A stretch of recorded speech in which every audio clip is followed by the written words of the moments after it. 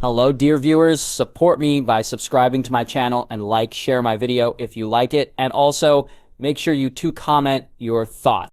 Now let's start the video. Winterfell 29-4 AC.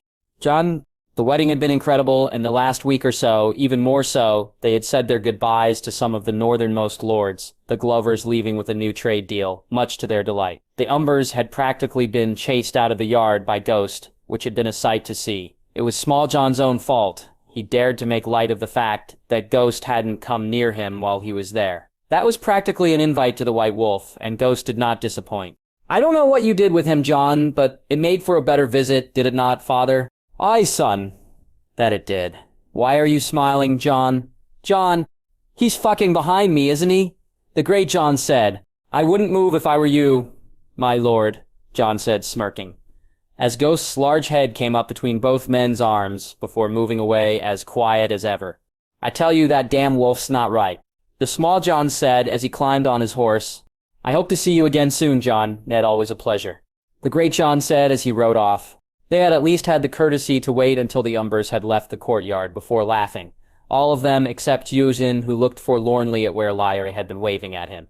Not so long before, with the Umbers, Glovers, and other northern lords gone, it had left only those who would join their own party when they left in a week or two. It had made the dinners more intimate, even with some lords present. For now, though, Jon had other things on his mind as he headed to his uncle's Solar. Not that he was lucky enough to make it without being interrupted. When he saw his aunt and the Septa walk towards him, he knew there'd be trouble. He had deliberately came on his own. Lord Tieros was with Robb and the girls. Jaime and Daisy were busy, and he didn't like walking around the keep with his guards, so George Tieros and Walder were training. He looked at the smirk on his aunt's face and didn't like it one bit, but he resolved to try and be polite and respectful, even if she would not. What are you doing here, bastard? His aunt said. I have a meeting with Lord Stark, my lady. Why would my husband want to speak to you? I do not know, my lady. Perhaps it would be better to ask Lord Stark. You really are an insolent little bastard, aren't you? She said snidely. My lady? You may think I don't know what you're up to, but I do, and I'll not allow it. As you say, my lady, Jon said, and he couldn't help it. It just happened, he smirked at her, and saw her face curl up into one of pure anger. Why you? The slap would have hurt, no doubt, but he was not the same 6-year-old boy who had once accepted this from the Lady of Winterfell. So instead of his cheek, she found nothing but air, and he was behind her before she had a chance to react.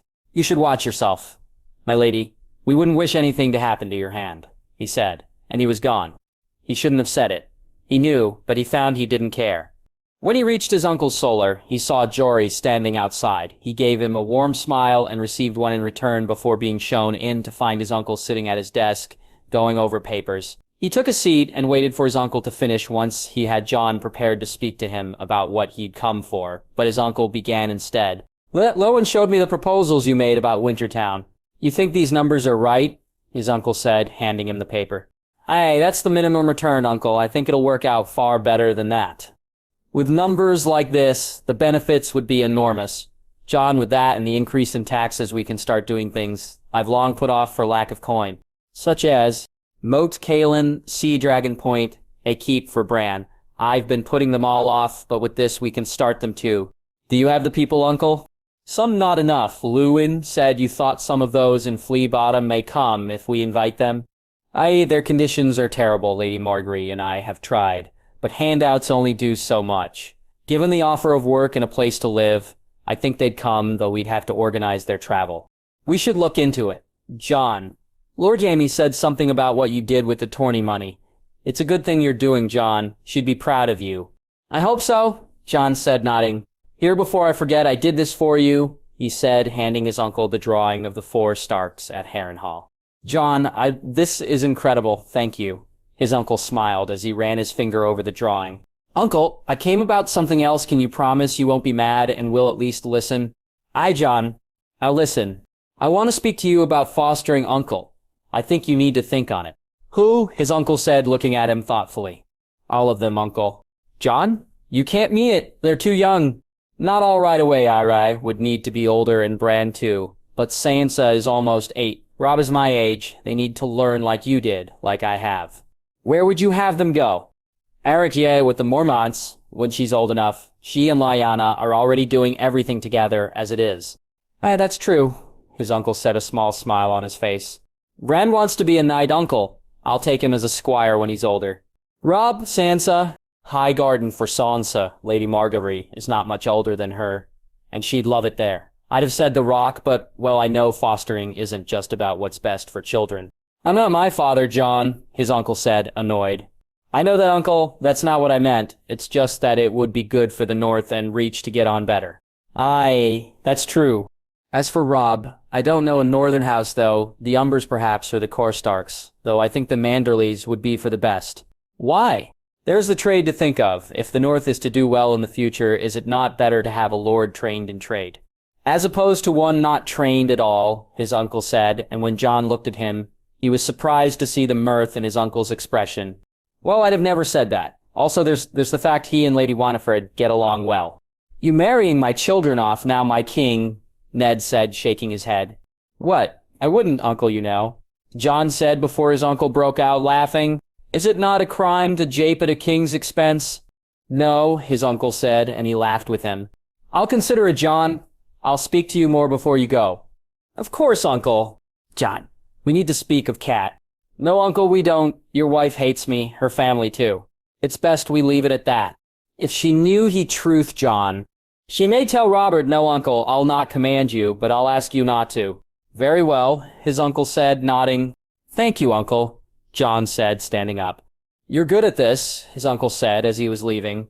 I've had good teachers, Jon said.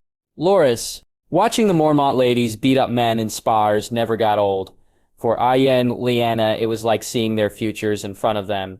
For Mira, it was showing her how much she still had to learn. For Loras, though, it was something he was grateful to Jon for. Had he not made friends with him, had they not squired together, he'd have not seen this. Given the fight that was coming up, he doubted it would ever have taken place under any other circumstances than these.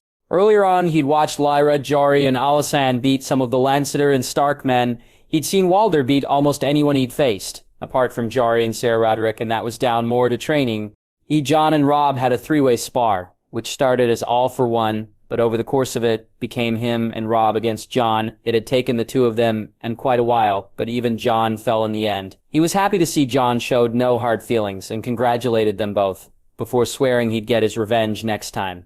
But now there was a hush, as even Lord Stark had come out to see Jaime Lannister spar against his wife. Daisy's three oldest sisters and mother were lined up eagerly watching, while Lyanna and Arya were babbling excitedly. Jon was standing with Sanda and Mira, while Jojen and Robb were on the other side. He watched as Jon whispered something in his sister's ear, her giggling then being heard around the yard as she slapped him on the shoulder, and Jon made a mock, serious face before laughing with her. Are you really sure about this, my love?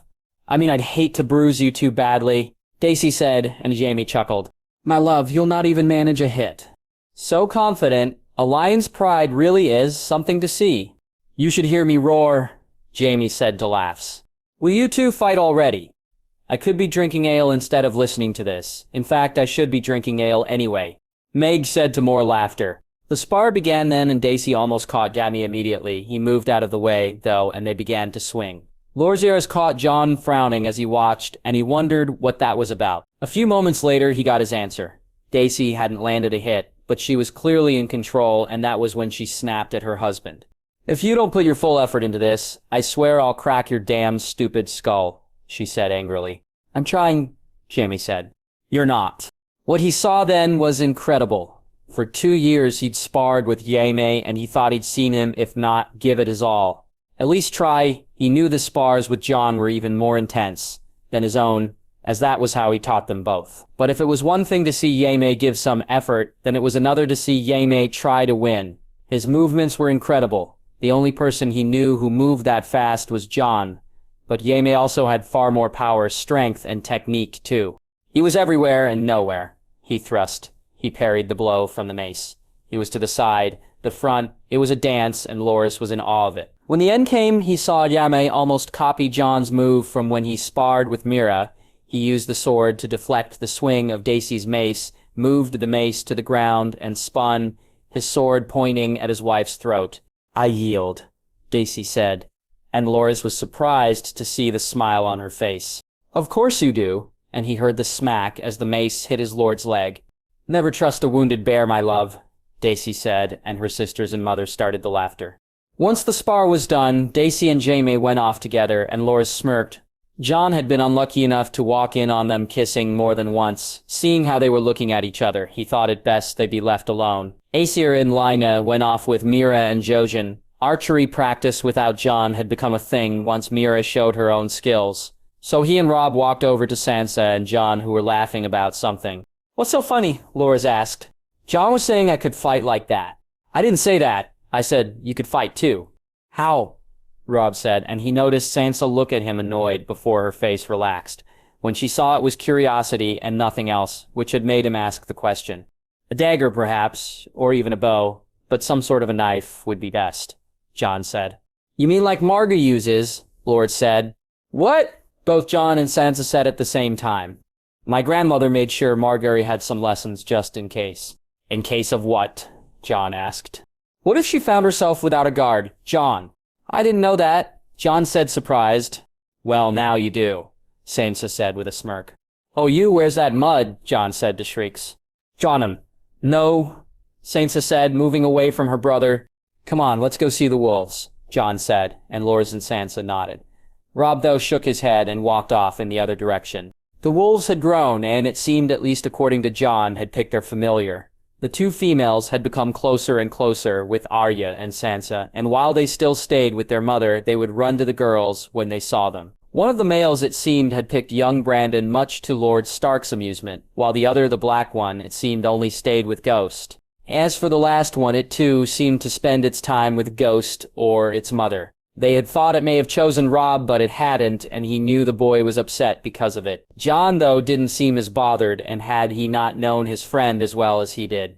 He may find it odd, or worry he still hadn't forgiven his brother.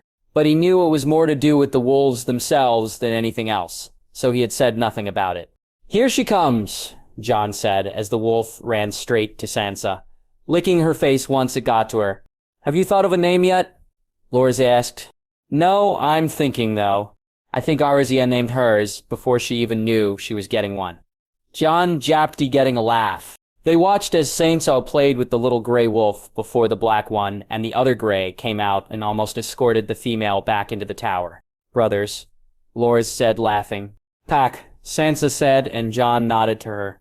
Wyman. He and Maegid had spoken over and over about what to do about Jon. Should they go directly to him and bend the knee? Should they talk to Jaime, or should they speak to Ned first? In the end, it was decided they'd talk to their liege lord, and so they had waited until the right time, until they saw him enter the Godswood, and they had followed. Wylis and his guards would make sure they were alone, but they needed to speak to Ned, to find out the truth and see if he would back his blood and support the true king. Maegid walked quietly beside him as they made their way to the Heart Tree. He could see Ned sitting there rubbing a cloth up and down the Valyrian sword. Ice looked an imposing sight even from a distance. As they reached him, Ned looked up and he nodded before taking a seat across from him. Maegid deciding to stay on her feet. Rumin, Maegid, Ned said as he sat. Ned, Maegid said, obviously leaving it to Wyman to start. Ned, we need to speak about the lad. The lad Wyman? Jon, he said. What about Jon? About his mother, Wyman said, and watched as Ned gulped. Jane's mother is none of your business. That is true, Ned, but we must speak of her anyway. It's time you told us the truth. What truth? Of Lyanna, Maegid said, and he saw Ned sigh. Some truths are not mine to tell. Ned, we know you're among friends, you and Jon, I swear it. May said, and he saw the relief on his liege's face. How? Wyman noticed it first, Maegid said, looking to him. Oh, it took a while, I thought. He may have been Brandon's, but he didn't have the temperament. He has some of it, Ned said with a smile. But far more of Lyanna's, Maegid said, and he nodded. When they stayed at White Harbor, the things he did, but it was seeing him on his horse. You know what he named her, don't you? Wyman said, looking to them both, finding it clear they did not. Winter, he said with a smile which he saw both of them match. Seeing him on the horse, Ned, it was clear. He could only be her son. There was no one even close to her when riding a horse. Until her son... Aye, Ned said, a warm look on his face. Is he true-born? Wyman asked, and Maegid scowled at him. They'd had this conversation once already. Maggie saying no way Lyanna would lay with the prince unmarried. Wyman pointing out that they still needed to know the truth. He is Wyman, they married in front of the old gods on the Isle of Faces and in the sept in Harrenhal. You have proof? He asked. Jon is the announcements, signed and witnessed by the King's Guard and the Septon. What of EA? Maggie asked. She stepped aside. It seemed she was for it. I do not know her reasons. Maggie, Ned said before he looked to see them take in the news. Jon was the rightful king, true it would matter not, but when he made his claim, and he would be making his claim of that Wyman had no doubt, then he had the right of things on his side. So what now? Ned asked. It depends on you, my lord. Will you support him? Maggie asked, looking intently at the Lord of Winterfell. He is my blood, he has my support. Mine too, Wyman said, and Maggie repeated it after him. Should we speak to him, Ned? Let him know. Him or my good son? Maggie asked. How about both, Wyman said, and Ned nodded. He walked to the gate and whispered in Wylis's ear, had him go fetch Jon and Jaime. It took a few moments, and it was Jaime and Daisy who arrived first. Followed by Jon and Loras, Wyman looked worriedly at Ned, who just nodded. It seemed the Taro boy had been informed. Good the king would need a friend for the trials he'd face. My lords, my lady, Jaime said, looking at the three of them. Both Jon and Loras greeted them likewise, though Jon looked to his uncle more. Jon, Lord Wyman and Lady Mage have figured out the truth about your mother. Of course, uncle, Jon said, and Wyman watched him as he looked at him and Mage nervously. I knew your mother well, Jon. As I told you, I considered her my friend, and as her son, you have my mace. Should you ever wish it? Mage said as she knelt. You have White Harbor and House Manderley, my king. Ryden said as he too took a knee. He could see Daisy looking on, shocked, while Loras was smiling. Though it was Jaime who smiled the brightest. Rise, my lord, my lady, I'll not have you kneel for long, Jon said, and Wyman smirked. I thank you, my body is not made for kneeling, Wyman said. I knew you were a damn wilding, Maggie said, getting a laugh. My lord, my lady, I thank you both for your support. I promise I'll not do or have you do anything that will bring dishonor to either of your houses. I swear it here in this sacred place, Jon said, and Wyman noticed his uncle's smile was broad now too. We should speak of plans, my king, of arranging communications and the like, Wyman said. I'll have Richard contact you both as soon as possible, Jon said, and Wyman looked at him confused. Richard? He asked. Sir Richard Lonmouth, my master of whisperers, Jon said, and Wyman was the one who smiled broadly now. The king was already playing the game, it seemed. Ned. The last week had gone quickly, from Jon speaking to him about fostering to Wyman and Maggie's revelation in the Godswood. Having two of his banner men on board with Jon so quickly was more than he hoped for. It would help greatly not only in the future, but now as he could use their advice on how to deal with things. It also brought into focus even more the idea of fostering. While he knew Jon hadn't mentioned these two houses as anything other than what was best for his children, having them sworn to Jon already gave him even more incentive, and so he had asked to meet him, both, separately. My lord, Lady Meg. Dane said, as he showed the she-baron. My lord, Meg said, formality returned with Alan looking on. My lady, would you like some ale? Got any ice? I do as it happens, Ned said, smirking. He took the ice from the container Luwin had made for it. It was larger than a mug, lined with something, and had a lid on it. Inside the ice had been broken up, and he took out a couple of large chunks and placed them in Make's mug before filling it with ale and doing the same for his own. I wanted to speak to you of Arya, Maggie. She's a fierce little wolf, that one. Her and my Lyanna are becoming quite friendly. I know. I wonder if you'd be interested in fostering her when she's older. Maggie. I'd take her now if you'd let me, Maggie said with a laugh. She's still a bit young, besides her mother won't agree. Not yet. Ned said, and noticed Maggie's frown. Do you have a problem with my wife, Mayeg? Just in some of her attitudes, Ned. A scepter, really? It's her religion, Maggie. It was the least I could do. I've no qualms with her religion. Apart from it being a waste of bloody time, all that singing, give me heart trees any day. Mayeg said, and he couldn't help but tit. Then what? The children, Ned. What about them? Except the Ned, you know. She called my Lyanna a savage. Damn stupid woman. Oh, don't worry, you need not say anything to her. My girls took care of that. Meiji set a small smirk on her face. What happened? Let's just say your stable lad was more than happy to help. She laughed, and Ned didn't want to know more, though how he'd not heard of it was beyond him. So, you think she's not helping my children? I think this is the North. While there are places and times for southern courtesies, and I'm not against anyone acting a lady, but not if it's at the expense of being a northerner. Maybe, said, and Ned couldn't help but agree. What would you have me do? Ned asked curiously. If it were me, I'd send the woman packing back to the set, but it's not me, Ned, so I'd hire someone. Have him teach the children what it means to be of the North, too. I'll think on it. Maggie, as for Arya, whenever you wish it, I'll be happy to have her. Thanks, Maggie. When she finished her ale, they spoke some more on things, mainly the trade deals and how it would help both Bear Island and the North. He mentioned the keeps, and she said both Moat Cailin and Sea Dragon Point should be worked on. They would need the coast protected even more now. They'd be trading along it once she left. Ned decided to go for a walk around the keep. He walked by the room where the Sepia was delivering her lesson and decided to listen in. He could hear the girls inside, Sansa and the Manderleys, and Arya grumbling at something which made him smile. He listened a little more carefully and stood there for a few minutes. What she was teaching them, he had no idea. It didn't sound like anything anyone actually would need to know. Where was the economics? Or running of a keep? The politics or other things a noble lady may need to know. He'd need to come back more over the next few days. Perhaps he had just arrived at a different type of lesson. He headed off to find Wyman and speak to him about the next fostering. This one happening a lot sooner. He heard the laughter come from outside. So moved too, he windowed to look out. He saw Roddle be knocked on the ground by Mira's spear, and he smiled when he saw his son nod respectfully. He looked to the walkway to see his wife looking on. She, however, was as far from smiling as you could be. Sighing, he knew he'd hear it later. Gods knows what, she say when she heard of his fostering, but at least one of her children would be going to her precious south.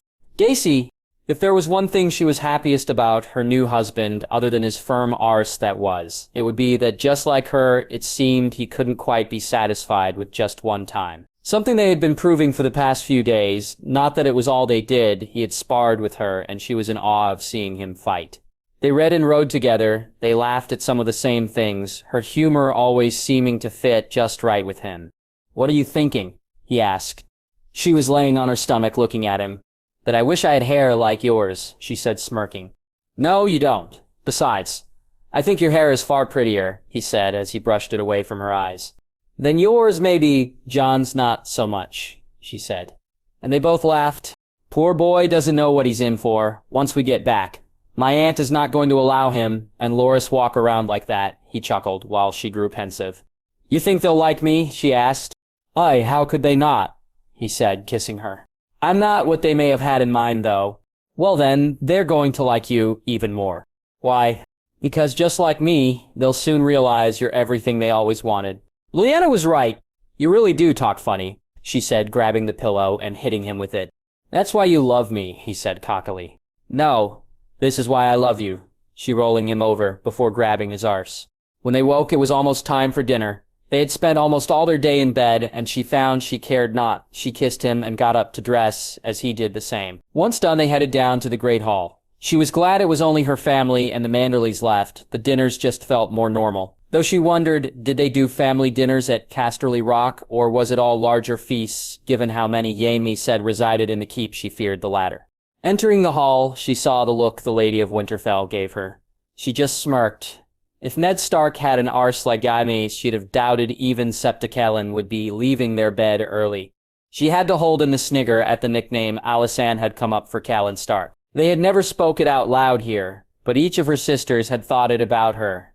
She was sure. Taking her seat, she enjoyed the meal.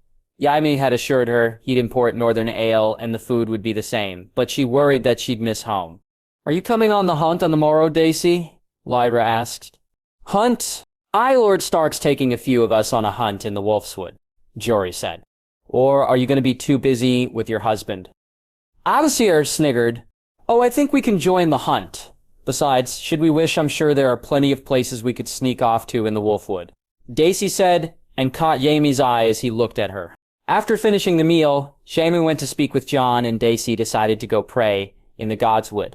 It was another thing she'd miss once she went south, even though Jon had said he prayed in Casterly Rocks 1. Entering through the gate, she thought back to being there and seeing her mother kneel for Jon. It had been a surprise, and afterwards, while Jaime never questioned her about whether she had broken her oath, she had felt the need to ensure to him that she had not. As she knelt down, she began to pray, hoping she would like the South and they her, that she and her husband would stay safe, her family would be safe, and that she'd see them all regularly. Jaime. He and Jon were sparring, as was the morning routine, when they began to speak of the North and preparing it for what was to come. Jon had pointed out the improvements to Wintertown would be taking place, and the extra coin, while he concentrated more on the military aspects, the western coast, and the moat. They had gone over ideas, Jon had spoken of budgets, and over a few days they had come up with plans to bring to Lord Stark. Jaime had actually felt worthy of the pin he carried in his pocket, actually felt like the hand of the king, making plans and speaking on the future. It wasn't just on this they'd spoken of. Walder had come up and they'd discussed the best way to train and use him going ahead. He had ordered a greatsword for the man, but it had been Daisy who had suggested perhaps it was not the best use of his strength, which had got him thinking there were other weapons a man of that strength could use, where skill was less of an issue, and so he had spoken to Jon on it. "What do you think, Jon?" "I don't know, my lord. Does the order allow non-swordsmen?" "Aye, it does. It's not the weapon you wield, it's the proficiency you wield it with." "I bow to your superior knowledge," Jon said, smirking. "Careful, Jon. You're sounding far too much like Jurian," he said, laughing. So they had tried the man out, a mace, a warhammer, a halberd, but it was the large double-sided axe they had settled on. Seeing him wield it was one of the scariest sights he'd ever seen. Seeing him with it on his back, only slightly less scary. So, Jaime had kept the order for the greatsword as he could carry that on his horse and had also ordered for a double-sided axe to be made, which would be ready before they left. Finding the man a destrier was even harder as it was not really a northern horse, so instead they would need to use a cart horse until they reached the south. He had watched on as Jon had warged with the horse. It had been amazing to see the horse go from almost running away from carrying Walder to doing so willingly. Looking at him on it and picturing him in armor and his axe, Jaime was not sure there was anyone in the Seven Kingdoms who would make a more impressive or imposing sight.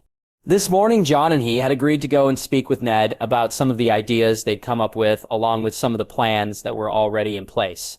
They'd also decided to let him know some things he did not. So he asked Loras to fetch him and bring him to the Godswood, set his guards up to ensure they wouldn't be disturbed, and went with Jon to fetch the chest before heading to meet him. "How do you think he'll react?"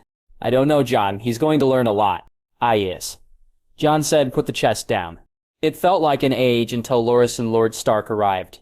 He and Jon stood silently waiting. He had come here with Daisy more than once since they'd been married and found that he really enjoyed the peacefulness of the place. Jon bid Loras to stay. They had brought the boy into more and more, but Jon felt he needed to know everything, and it was probably best they do it just the once. "Uncle, as you know, I was left an egg in my things. What you don't know is that Nan gave me another one." "When?" "After we spoke, Uncle, she brought me down below the crypts to see some things, while down there she gave me this," Jon said, taking out the bronze egg. "Uncle, your hand." He watched as Ned placed his hand on the egg. "Jon, is that alive?" Ned said, pulling his hand from the egg. "Aye, they both are," Jon said, picking up the other one. "They're different, though. This one is connected to my sister." He raised the white egg. "Connected?" "It's hard to explain, Uncle." "I see her," Rosie asks. "I speak to her, and she shows me things. That picture I drew of Uncles Brandon and Benjen and you and Mother. I saw you all. I was there." "Joan," Loras said, looking at him. "Rosie, you've seen what I can do." "Trust me, I was there." Lorsier nodded. "What you can do?" Ned asked. "You know what a warg is, Uncle? A greenseer?"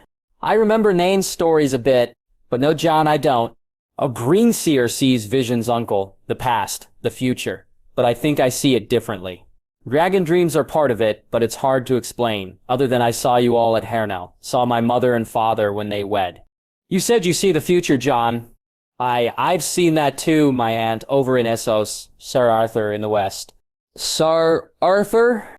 "The Sword of the Morning. He lives. Uncle, Howland saved him, while you rode to get help." He watched as Ned shook his head. Jaime knew that this was a lot he had already known, most of it, and still found it incredible. When Jon spoke it aloud, he could see they were losing him, and that while Ned may believe some of it, he too had grown with tales of Targaryen madness, and Jaime would be a liar if he said he hadn't worried it about Jon too. Luckily, he and Jon had spoken on this, and his king knew what would prove it to Ned, so he waited and hoped it was the White Wolf he called, and not something else. "Watch, Uncle," Jon said as his eyes went white. Jaime moved to Ned to stop him, and it was a moment later it arrived.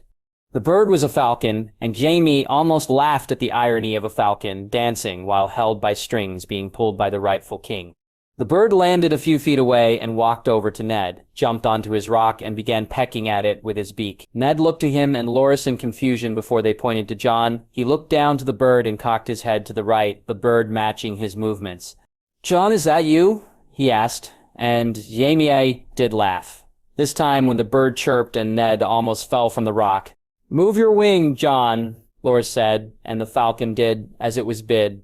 By the time the bird had taken off, Ned Stark was a believer. Not just in warging, but in everything else also. They spoke then on plans for the North, on increasing trade and making it more secure. Jon explained some of his plans with Sir Richard and how they'd begun to gain some allies already. It was when it came to his plans to tall more people that Ned balked. "Are you sure that's wise? I need to tell Jaime's family, Tyrion, Jaina, they deserve to know. What if they don't accept it, Jon? What if they don't think you're the right choice for king?" Ned asked. "Then so be it, but I'll tell them the truth, Uncle," Jon said, and Ned nodded. "And Margaery too," he said, looking to Loras, who smiled. "What of Lady Olenna?" Ned asked, and Jon looked to Loras and then him. "I shall speak to Olenna after I tell Margaery, whatever she decides on it. I'll go with." "My grandmother will support you, Jon. I know it," Loras said encouragingly. "How will this affect Sansa?" Ned said, and both he and Loras looked at him. "It won't. No matter what about me, having Sansa foster at Highgarden is something the Tyrells and Starks would be happy to do, is it not, Loras?" Jon said. "I think so. Jon, especially given the trade deals. What I'm thinking, like my grandmother," Lord Yat said, when he looked at him. "If they don't support you, Jon, then we worry about that then." "Wait, you don't think?" "Uncle, you think they'd use Sansa?" Jon said, and Jaime had to move to intercept Loras, who was moving forward. "No, I don't. She's my daughter. I need to be sure." "I assure you, my lord, my family is not like that," Loras said, a note of anger clear in his voice. "Look, let's just think on things, all right. We can speak more on this another time," Jaime said. Sansa? She had never had so much to do between her lessons and spending time with the wolves, spending time with Willa and Winfred, drawing with Jon, and even taking 1 or 2 lessons with him on using a knife. After hearing the Lady Margaery took them, she couldn't help but wish to do the same.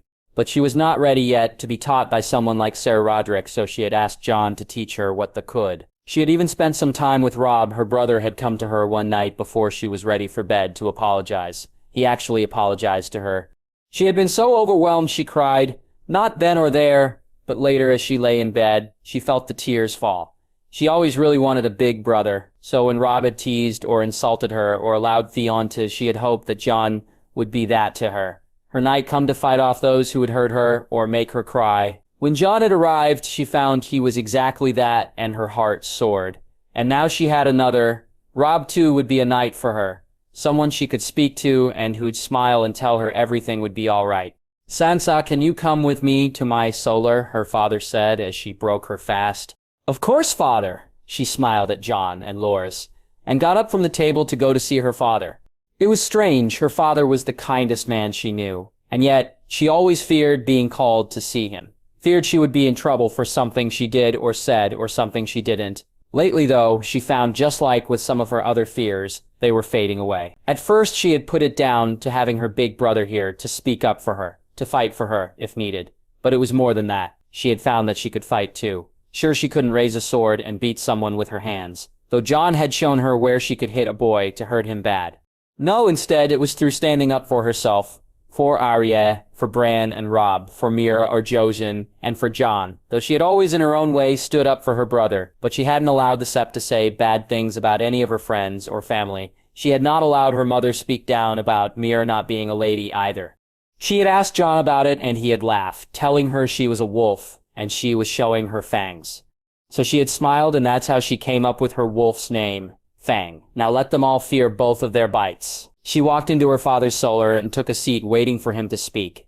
She looked him straight in the eye and waited, unafraid. Sansa, I want to talk about fostering. Father, I've been thinking you're almost old enough. Your name day is but a few moons away.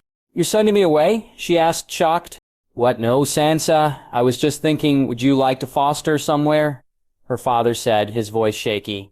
Where? She asked, her voice a little sharp. Highgarden. When she heard her father say the word, she almost jumped in joy. She had been mistaken. This wasn't some punishment. This was a reward. Her father was sending her somewhere she really wanted to go. Really, father? Are you really? She said, her excitement clear, and she noticed the relief on her father's face. If you'd like it, my love, I can arrange it. You could go back with Jon and Lord James to Casterly Rock and attend the wedding. Lord Lors says his family will be there, so you meet his sister and mother. Sansa was in a dream. An absolute dream, fostering in Highgarden, going to Casterly Rock for the wedding. She would see knights and tourneys, take part in balls. She would even be closer to Jon so he could visit more. Sansa? Her father asked. I'm sorry, father. Yes, I'd love to go. I mean, if it's all right with you and mother. Your mother wished for you to go to Riverrun, but there are no ladies there your age, so she suggested the Vale, but I think Highgarden is better, unless it's not what you wish. No, father, I do wish it so, thank you, she said, her smile beaming. Then I'll make the arrangements. You'll need some guards with you, and Robb will travel some of the way with you. Robb, your brother will be fostering at White Harbor. That's great, father. He and Lady Winifred are already friends, but Arya, what about Arya and Bran? They'll be here on their own. No, father, we can't leave them alone, she said, shaking her head. Your sister will foster in Bear Island when she's old enough, and Jon has offered to make Bran his squire should he be knighted, though your mother has written to her uncle Sir Brynden too. But you'll be here all alone then, father. You and mother, she said sadly. It won't be for some time, Sansa. Arya and Bran are too young, and you and Robb can visit. I may even visit you in the south. I'm sure your mother will, her father said, and she nodded. When will we be leaving, father? She asked. I think Lord Jaime plans to leave within the week, so you'll have some time to get ready. Does this make you happy, Sansa? Truly? Her father asked, and she smiled. It does, father. It truly does. She went looking for him. As soon as she left the solar, they'd already left the hall, and she knew they'd be going to see the wolves just after it. So she hurried out and walked across the courtyard. She saw Theon walk by, his guards behind him. He scowled at her before looking at her oddly, and she held her head up and ignored him. When she saw them at the tower, she ran, jumping into her surprised brother's arms and almost knocking him over. I'm pleased to see you too, little sister, Jon said, shaking his head. It was you, wasn't it? You did it, you asked father. Asked your father what? He asked, confused. About the fostering. I'm to go to Highgarden, Robb to White Harbor. I didn't know he'd decided. He has. Thank you, Jon, thank you. Of course, little sister. I'll come visit, he said, and she smiled as she let him go. I didn't tell you the best part. I'm coming to Casterly Rock for the wedding first. You are? He said excitedly. Lords' family will be there, and you can introduce me to everyone. I will. I'm so happy you're coming with us, little sister, Jon said, grabbing her in a hug, and she couldn't agree more. Jon, he had always known Lady Catelyn hated him. It had been made clear to him from as soon as he could remember. She had never missed an opportunity to let him know, this be it in word or deed. However, for the past few days, it had been far worse. Oh, she had been quiet and said nothing to him directly. In fact, she had seemed to go out of her way not to be in the same room as him. Not that he was complaining. But meals were, though far less formal, given it was only 2 of the lords remaining, still formal enough. So he had been forced to endure stares that would curdle milk, snorts that he could hear only because he was so attuned to them, and more frowns and grimaces than he could count. While he was not privy to the why of it, he knew exactly the reason. She had learned of the fostering, and she blamed him for splitting up her family. It was true. It was his idea, and so he allowed her that. Though he knew had he not existed then, she'd have welcomed the idea as the best ever. Sansa in Highgarden alone, something he knew she'd appreciate. She should be catching flies. Loras whispered in his ear, and Jon had to resist laughing when he looked at the open-mouthed expression on Lady Catelyn's face. Once a trout, he thought as he did laugh. What are you laughing about? Yarya said. I was just thinking of little wolves, Jon said, and heard his sister say, stupid, under her breath. Irosia had not spoken to him for a couple of days, refused to speak to him even after her father had told her she would be fostering at Bear Island when she was older. He knew that was down to her mother and telling Arya it was Jon who was taking her father and sister away from her. It had been hard to see how she looked at him when he passed her near the wolves. Even Nymeria had growled at him for those 2 days. It had only been last night when the small knock on his door revealed a tear-stricken Arya who hugged him tightly. "I'm sorry, don't hate me, please," Arya said. "Hate, Arya. I could never hate you." "You're my fierce little wolf." "Always?" she asked, looking at him. "Always," he said. It would be hard saying goodbye to her on the morrow, hard to say goodbye to all of Winterfell. It was strange, he had never felt at home here, and once he settled at the Rock had known what it was he had missed. It was family being a part of the family, something he had almost immediately been at the Rock. Coming back here, he never expected it to feel anything like that. And yet now, getting ready to leave, he felt it here now too. This was his home as much as the Rock, or anywhere, ever would be. After finishing his meal, he walked to the Godswood, knelt down and said a prayer and made his way to his rooms. Inside, everything had been taken out and made ready to leave. His change of clothes he laid on the chair and he got into bed and fell quickly to sleep. Waking up early the next morning, he walked to the broken tower and looked in on the mother wolf. Brain's pup lay beside her, the boy still too young to take him. He knelt down and looked into her eyes and went searching for the door. "Home, protect. Take protect. My friend." He looked to the wolf and nodded, and as he got up to leave, the 2 male wolves followed, the black and gray looking to their mother and brother before turning and walking after him. He saw Ghost come out of the back of the tower, kneeling down and licking the gray wolf before rubbing against his mother's chest. Then he was beside him, the 2 smaller wolves either side of him, their big brother looking after them for now. They broke their fast quickly and lined up in the courtyard to say their goodbyes. Megan and her girls had done theirs earlier, while Lord Wyman and Sarkwylus had done theirs too. He stood silently as Sansa said goodbye first to her mother and father. As Robb did likewise, he then said his own. "Goodbye, Lord Stark. I promise to speak to you soon and to ensure Sansa is well." "I know you will, Jon. Look after the wolf, Lord Stark. She wishes to make a home here. She'll protect you if you allow her," he said, and his uncle smiled. "Lady Stark," he said politely, and she nodded. "Goodbye, for now, little wolf. I'll write as often as I can," he said to Arya. "Will you come visit me again?" "I promised, didn't I?" She nodded, and he hugged her tight. "I'm sorry I didn't get to spend much time with you, brother. But when you're older, you can be my squire if you want." "Promise?" "I promise. Look after your wolf, Bran." "I will, Jon."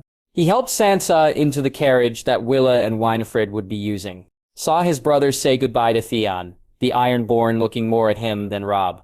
He climbed onto Winter and got ready to ride out, taking one more look around Winterfell. He ended up being the last to ride out, Winter walking slowly.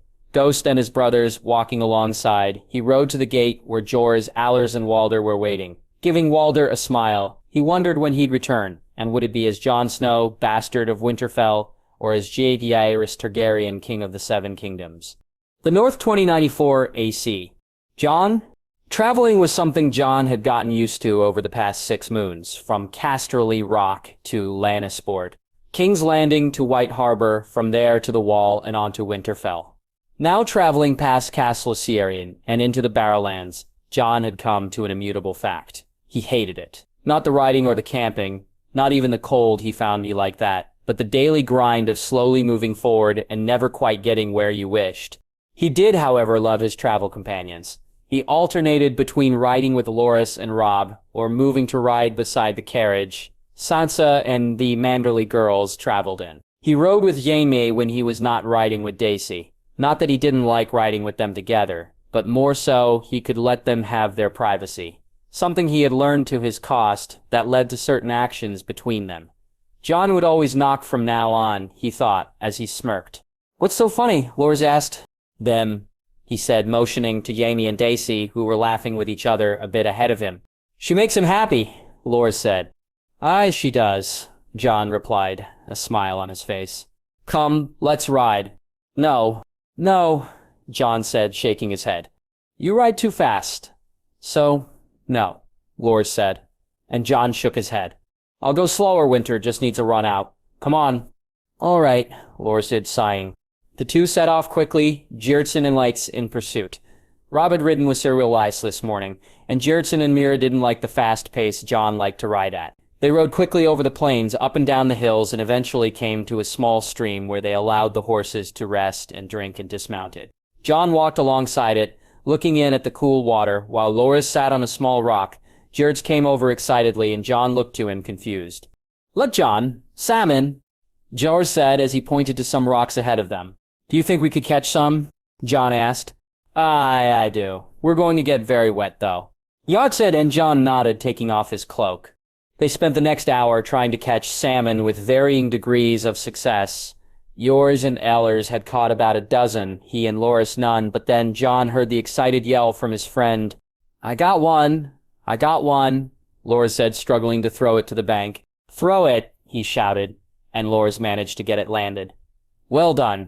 Jon looked to the fish they had piled up. It wouldn't be enough for everyone, but most would eat well tonight. He then had an idea, but wondered how to do it with Jaws and Ellers around. He whispered to Loras and got him to distract them. Once he did so, Jon searched around before he found the perfect one. The eagle's talons were sharp, and he'd make easy work of the salmon. Jon thought as he closed his eyes and opened the door. It took him no more than another hour before he had enough. Sending the eagle in one more time, he guided it down to the salmon just as it jumped, as he had done for the last dozen times. The eagle easily grabbed the fish in his talons. This time, though, Jon bid the eagle farewell and sent him on his way with his prize before moving to the bank and collecting the fish he'd left there. When Ellers looked at him carrying them back, he shook his head. He knew the man was curious, but he said nothing, and so they mounted up and rode back. "This is delicious, Jon. I've never had this before." "What is it?" Sansa asked later as they sat down to eat.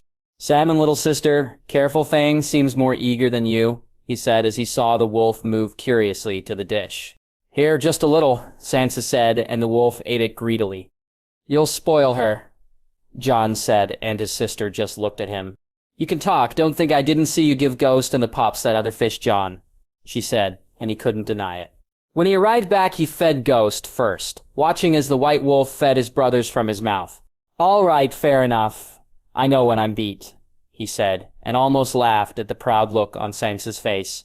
"Where's Robb?" Loras asked. "He's with Lord Wyman and Lady Winifred," Sansa said.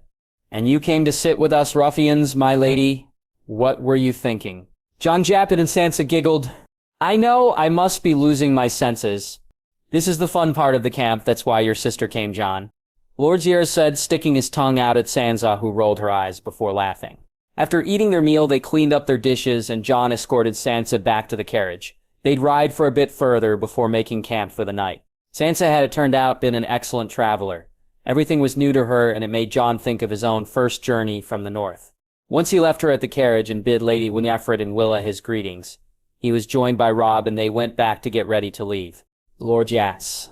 They had been traveling for over a week, and were nearing where they Manderleys and Robb would say their farewells. Loras had found over the course of the journey he actually liked the heir to Winterfell. He was funny and charming when he wished to be, and ever since he'd come around after their initial problems, Loras had enjoyed having him in their company. Jon, too, he knew, had come to think more of his brother. They had sparred some, spoken together, even raced once. Though how the boy had hoped to beat him was a mystery. But within the hour they'd be saying their goodbyes, though given he was fostering with the Manderleys, he was only a pinnacle ship journey away. And that was barely any trouble at all. He watched as Jon rode closer to the Manderley carriage. Sansa would be riding from now on in one of their covered carts, so Jon had been eager for her to enjoy her last few moments of real comfort. While Jon was a protective older brother, Loras felt that just like with himself and Margaery, the girl needed very little protecting, nor did she seem as bothered as Jon was by the new situation she'd be traveling in. They soon reached the split-off point. Jon rode to Lord Wyman and Sir Wylis, and Loras rode to join them, arriving just as Jon was saying his farewells. "I hope to see you again soon, my lord," Sir Wylis. "I look forward to it, Jon. Don't worry about your brother. My boys will look after him." Wyman said, "I thank you, my lord, for everything." Wyman nodded as Loras rode to say his own farewells before Jaime and Daisy arrived. "Lord Wyman, I thank you," Jaime said. "I, me too, my lord," Daisy added. Loras turned to see Sansa and Jon standing beside their brother, each of them giving him a hug, while Sansa walked to speak to the Manderley girls. He rode down to Robb and said his own farewell. As Robb began to mount his horse, he saw Ghost arrive with the two wolves, and watched as the gray one ran to Robb and pulled on his boot. Robb didn't mount and turned to look down at the wolf. As he knelt, the wolf licked his face, and Loras saw him smile. "Look after him well, brother. He'll do the same for you," Jon said. "Aye, I will, brother. I'll see you soon. I hope." "Me too, Robb." It seemed far quieter with the Manderleys gone, and within the next few days the Reeds would be joining them. Had anyone told him but a few moons ago that he'd consider a boy and girl from the Neck his friends, he'd have laughed. But he did, and hoped they felt the same. They camped that night and told stories and jokes. Jon sat close to his sister, who was feeling the loss of her friends. Loras hoped she and Marguerite liked each other. Sansa was a sweet girl, and he hoped his sister saw it too. When they finally arrived at Mo Cailin, it wasn't long before they were met by Meera and Josian's father. Loras had only met the man, briefly, but he and Jon got on well by the look of things. He noticed the man look at his son strangely before he spoke to them both. They had a quiet meal that night in one of the towers of the moat, and he slept in a nice enough bed. Though he would be glad of returning to his own room at the Rock, finding now they were getting closer, he missed it more and more. Waking the next morning, they quickly broke their fast and said their farewells to Jason and Meera. Lord Jaime spoke to their father with Lady Dacey before Jon spoke some, the man laughing at whatever Jon told him. Loras waked over to Jason and Meera, feeling sad to be seeing them go. They'd spent a lot of time together, and he hoped he'd see them again. "Goodbye, Josian," he said, a soft smile on his face. "Goodbye, Loras, we'll see you again, I hope," Josian said, and he nodded. "Meera, I thank you for our spar. You put me in my place." "Well, you did belong on the ground," he heard Jon say as they laughed when he walked up beside them. "Josian," Jon said, and hugged the boy before moving to Meera. "Meera," he did the same to her. "Things will probably be different the next time we meet, but I want you both to know that I consider you my friends, and that won't ever change." Jon said, and Loras nodded in agreement. "Aye, we know that. Thank you, Jon." Josian said, "For everything, both of you." Meera said, smiling, and Loras felt Jon's arm around his shoulder. "Looks like it's just the two of us again." "I could be worse, though." "Aye, it could be," Jon said. "Jaime?" They arrived at the Twins at mid-evening, and Jaime was keen to get past the place and set up camp before riding to Seaguard tomorrow. Dacey had wanted to accompany him into speaking with Walder, but he refused, telling her that if she came in with him, either she or he would end up gutting the Lord of the Crossing. So instead, he, Jon, Loras, and some guards rode to the bridge and were escorted into the castle. He had hated being here the last time he traveled this route. He hated it even more now, had they multiplied. Was there more of them? Everywhere he looked, he could see their weaselly features looking greedily at him. Though technically kin with these people, Jaime felt the connection to be weak enough that, should he turn kinslayer, the gods would give him a pass. They were eventually led to what served as the Twins' Great Hall, though the use of great to describe this room was an exaggeration. "Lord Jaime, my father will be with you all in a moment. Can I get you something?" Sarah Stefron asked, and though yet another weasel, Jaime thought him not the worst of his family. "I thank you, sir, but we're fine," Jaime said, though it wasn't long before he wished he had taken something. Lord Walder kept them waiting for a long time, and Jaime felt his ire rise as he waited. Eventually the man scurried in a young girl by his side, and the way the man looked at the girl made Jaime want to squeeze the life from his wrinkled face. But he smiled and nodded and wondered how much it would cost to pass through to the other side this time. "Lord Jaime, forgive my manners. I was ahem entertaining my new bride," Walder said, and the girl dropped her head in shame. "There is nothing to forgive, my lord," James said politely. "I'd forgotten. A newly married man such as yourself, Lord Jackie, you'd know all too well the delights of a new wife." Walder licking his lips as he pulled the girl close. "Indeed, I came seeking to cross your bride, my lord." Jaime tried to swallow the disgust he felt.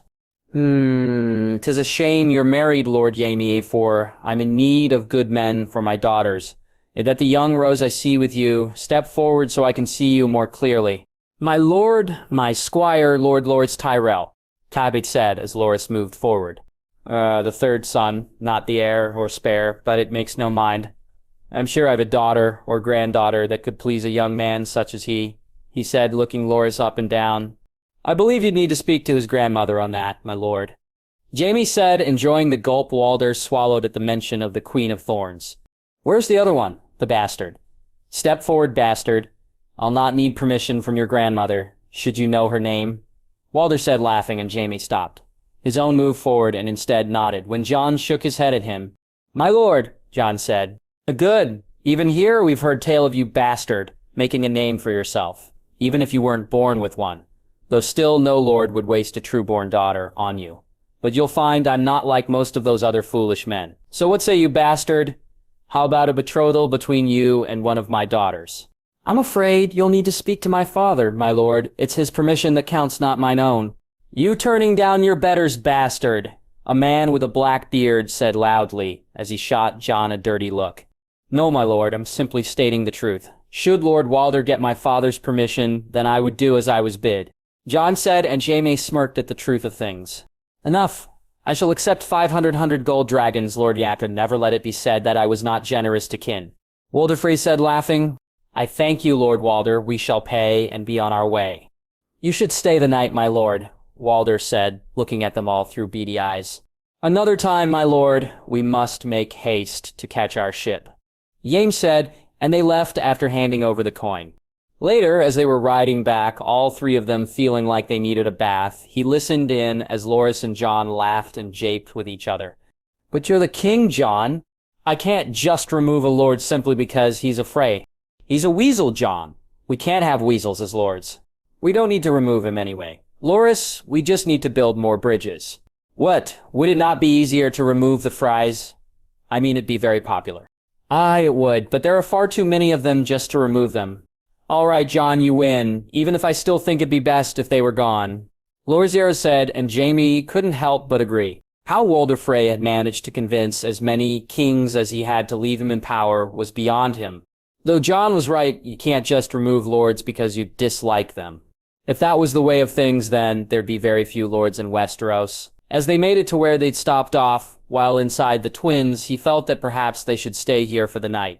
They'd wasted far too much time dealing with the irascible Walder Frey. So after dismounting and having Loras tie Honor off, he gave the orders and they set up their camp for the night. During dinner that night, he sat with Daisy while Jon, Loras, and Sansa sat together. They ate, and then Jon said he wished to go to the river. Loras got up to accompany him, but he asked him to keep his sister company and headed off. Jaime headed back to his tent. It was still early, and they'd be up for a bit longer, but he longed to spend some time alone with his wife. Jon. Loras hadn't been completely wrong. The Freys should be removed, but it was not an easy thing to do without reason, popular though it might be. Jon instead felt that the best way to control the Freys was to limit their influence, and the best way to do that was to take away the one thing which made them so damn influential, the crossing. So he had decided to go down and look at the river itself, to see just what made the damn thing so hard to cross. Walder and Aelers had joined him as his guards, the addition of Walder being something which had as first irked Juris and Aelers, but had then allowed them to see the benefit of an extra man, as it meant they could rest more and switch shifts. As they walked along the banks, Jon looked to the river. Though many miles away from Ruby Ford, the trident had stirred up feelings of loss for him since he'd seen it. He knelt down and placed his hand in the water, closing his eyes as he said a silent prayer for his father. "Jon, we need to go now," Walder said loudly, forcing Jon to break his contemplation. "Why, what's wrong?" "Raiders, Jon, and they're not friendly," Walder said, and almost as soon as he had said it, the arrows were flying. Jon felt himself almost being thrown behind the giant man. He heard the thud of the arrows, and then a yell, and looked on in shock as the arrows hit the ground and arrows stuck in his neck. "Run," Walder said, and Jon ran towards he trees, cursing himself for straying so far from camp. As they reached the trees, he saw Walder pull his axe from his shoulder. He turned to say something, but once again he felt the big man's hands grab and they pushed him away. As arrows flew again, the force he used sent Jon almost flying through the air, and as he collided with something, he felt wetness drip down his face. He moved his hand up, and as he rubbed over his eye, he felt the blood. He heard the sounds in front of him and turned to try and see, but the blood in his eye made it difficult. He felt it then, pain, a sharp burning feeling in his shoulder. He reached his hand down and felt the shaft of the arrow sticking out. He dropped to one knee, removed his sword, and held it weakly in front of him. Closing his eyes, he searched out and felt the doors open as he sent a message. "Come help now," he whispered as he fell down and drifted off to unconsciousness. He was standing on a beach watching as rain splashed away in the water. It was hot and the sun beamed down, and yet his sister wore a full dress laughing as it got wetter and wetter. Jon looked to see a young man, his silver hair glimmering in the light, and then smiled as Aegon jumped in beside his sister and began to splash along with her. He turned to see Alea sitting on the sand laughing, while beside her his father and mother laid food out on a blanket. He tried to move to them, but found he couldn't, so he watched as his brother and sister played, and as his father and mother continued to lay out the food while Ea looked at him curiously. "Jacob, join us," and Yaya said. "No, my love. It's not his time," his father said, smiling at him. "Go, my son, we shall see you again," his mother said. "But not today," his brother said as he walked towards him. He watched as one by one they disappeared. His father first, then Aegon, then Ada, and finally his mother. He turned to see Rhaen standing beside him, her hand held out to him. "Come, Jack, we can only visit. Not stay. Not today. Not today," he said, and he felt her fingers touch his own as his eyes closed. When he opened his eyes, it was to see Sansa leaning on the bed, holding his hand. He looked around the strange room he was in to see Loras asleep in a chair. He coughed and moved only for the pain in his shoulder to force him to cry out, waking both Sansa and Loras in the process. "Jen, are you all right? Do you feel all right? Lord, we need the maester, and fetch Lord Jaime," his sister said, her voice frantic. "I'm good, little sister," he said, coughing. "Here, drink this," Lorziera said, handing him some water, which he drank too fast and coughed up, spilling most of it. "How long?" he asked, looking to Loras. 10 days, Jon. We thought. Loras said, and Jon tried to smile reassuringly at him. Lord smiled back and then went to fetch Jaime and the master as he opened the door. Jon was relieved to see Walder standing there, the big man coming into the room as soon as he saw Jon awake, though he was pushed out of the way by the White Wolf, whose head was almost immediately laying on Jon's chest, his tongue licking his face as he looked into his eyes. Jon closed his own and told the wolf he was feeling better, that all would be good. He saw the wolf give him a reproachful look when he opened his eyes, and so he nodded. "Gaze, yes?" Jon asked, and felt the tears form when Walder shook his head. "Thank you, Walder," he said as he composed himself, and Walder just nodded clearly, not wanting to say too much in front of Sansa. "Jon, are you sure you're feeling better?" Sansa asked, and he smiled at her and pulled her tight, using his unhurt right arm to hold her. "I'm good. It'll be fine, little sister. I promise." A few minutes later, Jaime, Daisy, and Jorah arrived, and Jon felt unable to look at his other guard as his head dropped in shame and the tears fell freely. Then, his sister, hearing him cry, held him even tighter. Jaime then asked them all to leave, Sansa argued, but Jon whispered he'd speak to her later. Once they'd left, Jaime sat down beside him and reached over to touch his face, wiping his tears before brushing his fingers over his left eye. Where's the master?" Jaime said, turning to look at Daisy. "I'll fetch him," she said, and Jaime nodded. "I'm sorry, my lord. I shouldn't have. I shouldn't have," Jon said as he sobbed again. "Hush, this wasn't on you, Jon. This isn't your fault." Jaime set his hand on his shoulder. "He's dead, Jaime. He's dead because of me." Jon cried as he tried to sit up. He felt Jaime put his arms around him, and for how long he cried against him, he knew not, only that it stopped when Daisy, Loras, and the maester arrived. Jaime laid him back down against the bed, and all three watched as the maester examined him. The wound on his shoulder seemed to be healing well, according to what the man was saying.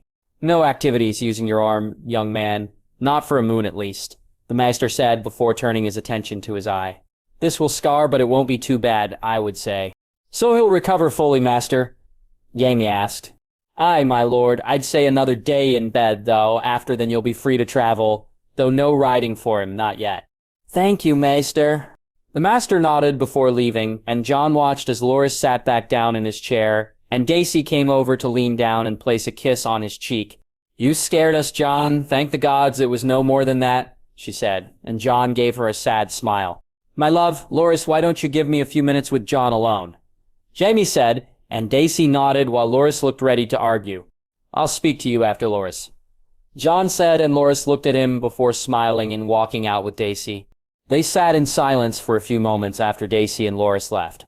Jon still felt on the verge of breaking down at any moment, and Jaime almost seemed to be searching for what to say. "Who were they, my lord?"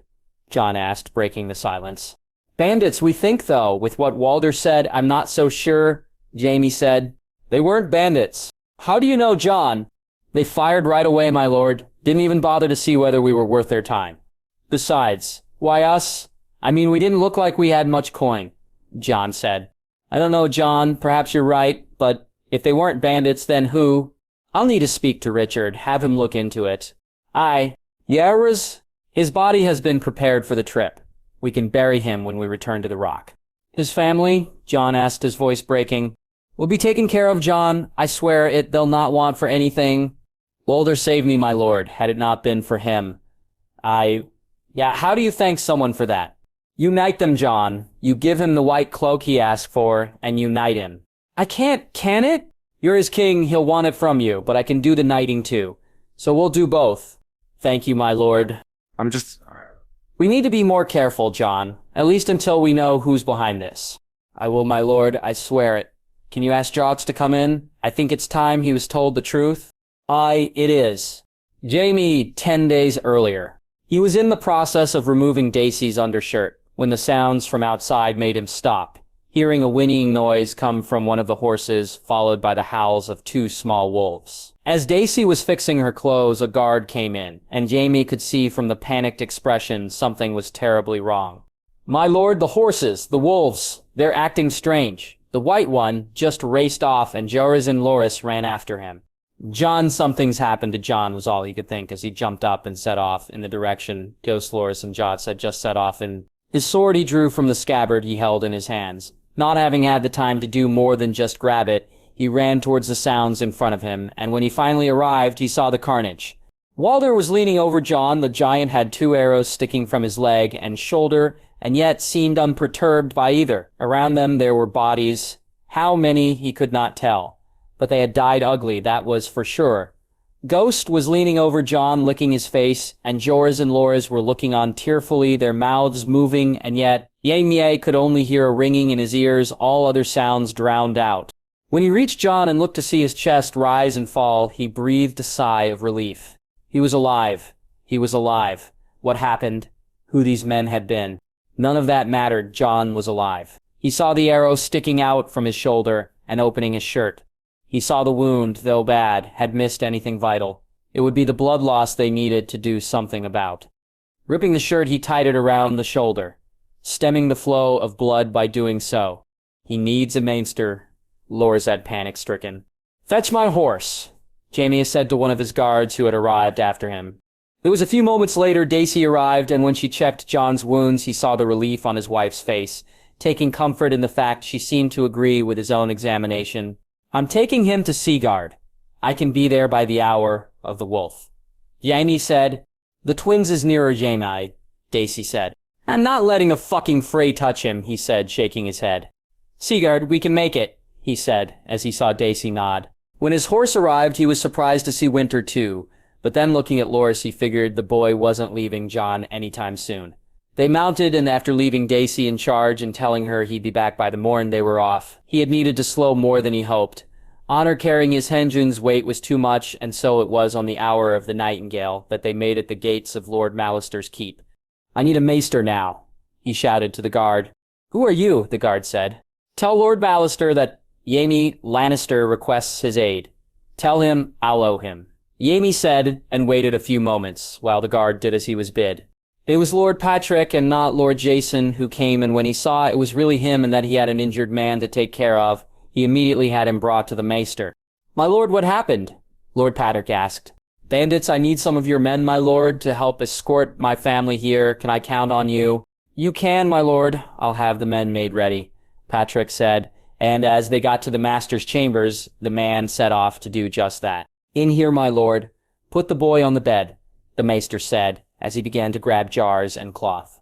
Both Yelmy and Loras looked on as the maester did his work. Once he'd done examining Jon, he called Yelmy to him, when he began to remove the arrow. My lord, if you'd hold him down. Aboa. Thankfully, the arrow came out without further damage, and Jaime watched as he sewed the wound shut. Pouring some fire milk into the wound to clean it first, he held on to Jon, expecting him to thrash, but there was no movement, something the maester found strange. Though perhaps it was the dragon blood which made Jon feel it less. Jaime thought as the maester treated the wound over his eye. Once done, he wrapped up both wounds and covered Jon's exposed chest with a blanket. It seems he was lucky, my lord. The arrow's not caused major injuries, and the wound is clean. The cut on the eye will probably scar, but we shall know more as he recovers. He will recover, though, Jaime asked. Aye, my lord, he will, the Maester said, and Jaime looked to see the relief on Loras's face. They waited until Lord Patrick returned, telling him his men were ready. Once he had Jaime turned to Loras. You stay with him, I'll go and bring everyone here, Jaime said, and Loras nodded. Yea, 5 days later. After collecting Daisy and Sansa and making sure the wolves were ready to go, they had crossed the bridge and been escorted to Seaguard. For the next 5 days they had alternated between staying with Jon and speaking to the Lannisters, Lord Jason having returned to the keep the day after they'd arrived. The man was gracious and expressed his concern over Jon, and welcomed them to stay as his guests for as long as they needed. The Lion's Roar had arrived at Seaguard the day after they had, and after speaking to the captain and informing them of the delay, Jaime had returned to the keep. Walder had not spoken much of what happened, other than to say it was Jon who saved him without going further into it. Jaime had just been relieved the man had been there beside his king. As for Jon, he still hadn't awakened yet, which was causing concern. Even the Master seemed perplexed. Jaime had decided if he hadn't recovered within the week, he'd bring him to Craneland. He was sitting in his room with Daisy when Walder came to tell the full story of what had occurred. After inviting the man in, he too took a seat and listened as he began to tell the tale. When I saw the riders, my lord, I knew they were up to no good. They was riding too fast, coming straight at us in a gallop. I told Jon to leave, and then the arrows came. I pushed Jon behind me, and then Eilers got hit, so I told Jon to run, and we went for the trees. When we got there, I readied myself, but they shot more arrows. I tried to get Jon away, but I pushed too hard. It was my fault, he hurt his eye. I think, Walder said, shaking his head. You saved him, Walder. Had you not pushed him, who knows what would have happened. Jaime said, reaching a hand out to place on the man's shoulder. When they loosed their arrows, they came at me. There were too many of them, my lord. That was when they came and saved us, Walder said. Who, Daisy asked. The animals, the birds were first. Sparrows, gulls, an eagle, then rabbits, hares, deer, and an elk. After that, Ghost came. Why? Daisy asked, looking to Jaime, who was beginning to figure it out. Jon, I think he warged into them all, Walder said. That's impossible. No one can warg into that many different animals. I don't even think it's possible anyone can warg into more than one. Janken, he called them my lady, and they came all of them. They attacked the men and gave me the chance to finish them off. Ghost took the leader down, though, when he tried to run. You still saved him too, Walder. Had you not been there? James said, trying not to think too much on how close it had been. Yang looked at Walder. The giant had taken 2 arrows as if they were nothing.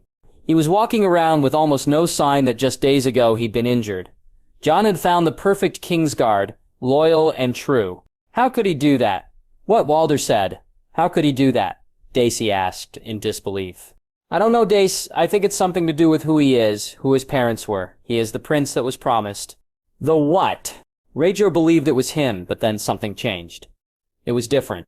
In the letter Lyanna left Jon, she said that he was the one, the prince, that was promised. The Song of Ice and Fire. Jon's the first ever union of the kings of Winter and the Targaryens. Both lines have magical blood. I think that's how he can do it. Jaime said. You believe him to be this promised prince? She asked, looking at him. Aye, I do. He had better survive. He will, Jaime said. Jaxley, today, after telling Jarza the truth and allowing Jarra to spend time with Loras and Sansa, Jaime had gone to once again thank Lord Lannister. It was time to repay a debt, after all, and he was nothing if not a Lannister. Entering the solar, he saw the Lord and his heir sitting going over papers. They bid him take a seat, and he did so. Lord Jason, Lord Patrick, Lord Jaxley said, I want to thank you both, my lords, for the help you've provided. I and my house are most grateful, and for the care you've given my squire, I am personally in your debt. Nonsense, Lord Jaime, think nothing of it. You're more than welcome, and we just did what any house would do. I disagree, and since it's beholding to me to keep up my family's name, you know what they say about us Lannisters. My lord, there's no need. Lord Jason said, I would like to offer you a trade deal, my lord. Here are the terms. I think you'll find them more than favorable. Jaime said, handing the lord his notes. My lord, this is incredibly generous. Lord Patrick said after he read the notes once his father passed them on to him. No, my lord, it's not. My family's safety and well-being is of paramount importance to me, and Jon is my family. Clive said and noticed how the 2 lords looked at him. He's a good lad, my lord. I should have done more in King's Landing. Jason said, his head lowered. "You more than made up for it here, my lord. I thank you. We shall leave on the morrow, so I would like to invite you both to my wedding in Casterly Rock. My lords, if you are unable to attend, I understand." "Thank you, my lord," Jason said, as Jaime nodded and left. Lorsless.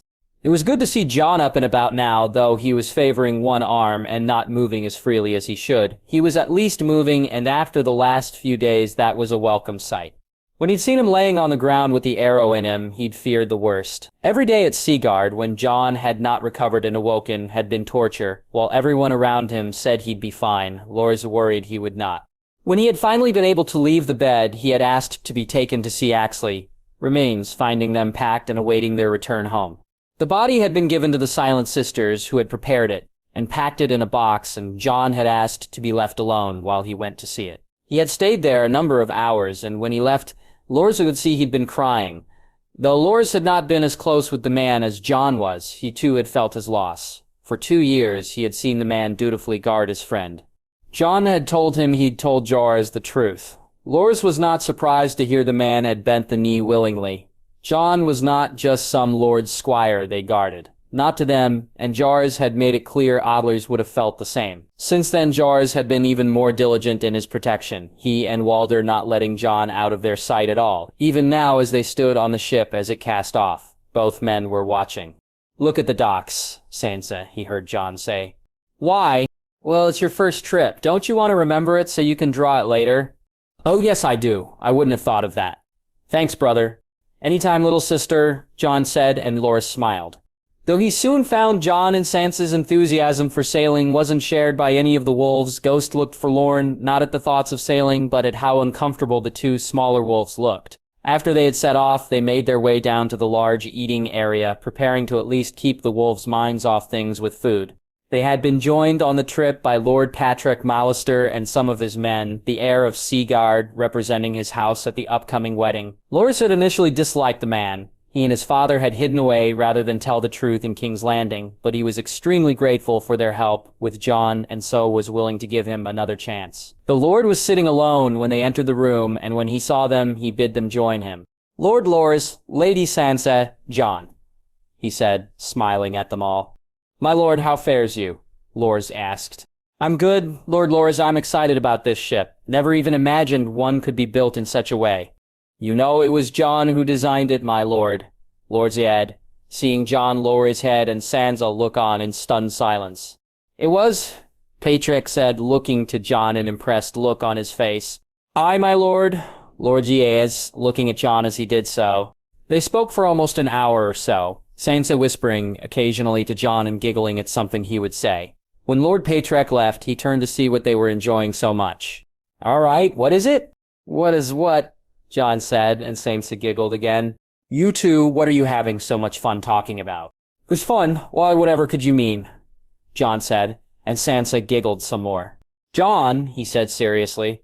"Loras," Jon said back, and once again Sansa giggled. "Damn it, enough," Loras said, annoyed, and Sansa burst out laughing. "Told you," Jon said, and Sansa nodded. "Told her what?" "Told her that you'd lose it if we kept laughing." "I didn't lose it," he said in a huff, realizing they got him. "You did," Sansa said, and as Jon put his hand on his shoulder, he began to laugh too. "I can't wait until we're back at the Rock," Loras said, looking deviously at Jon. "Why?"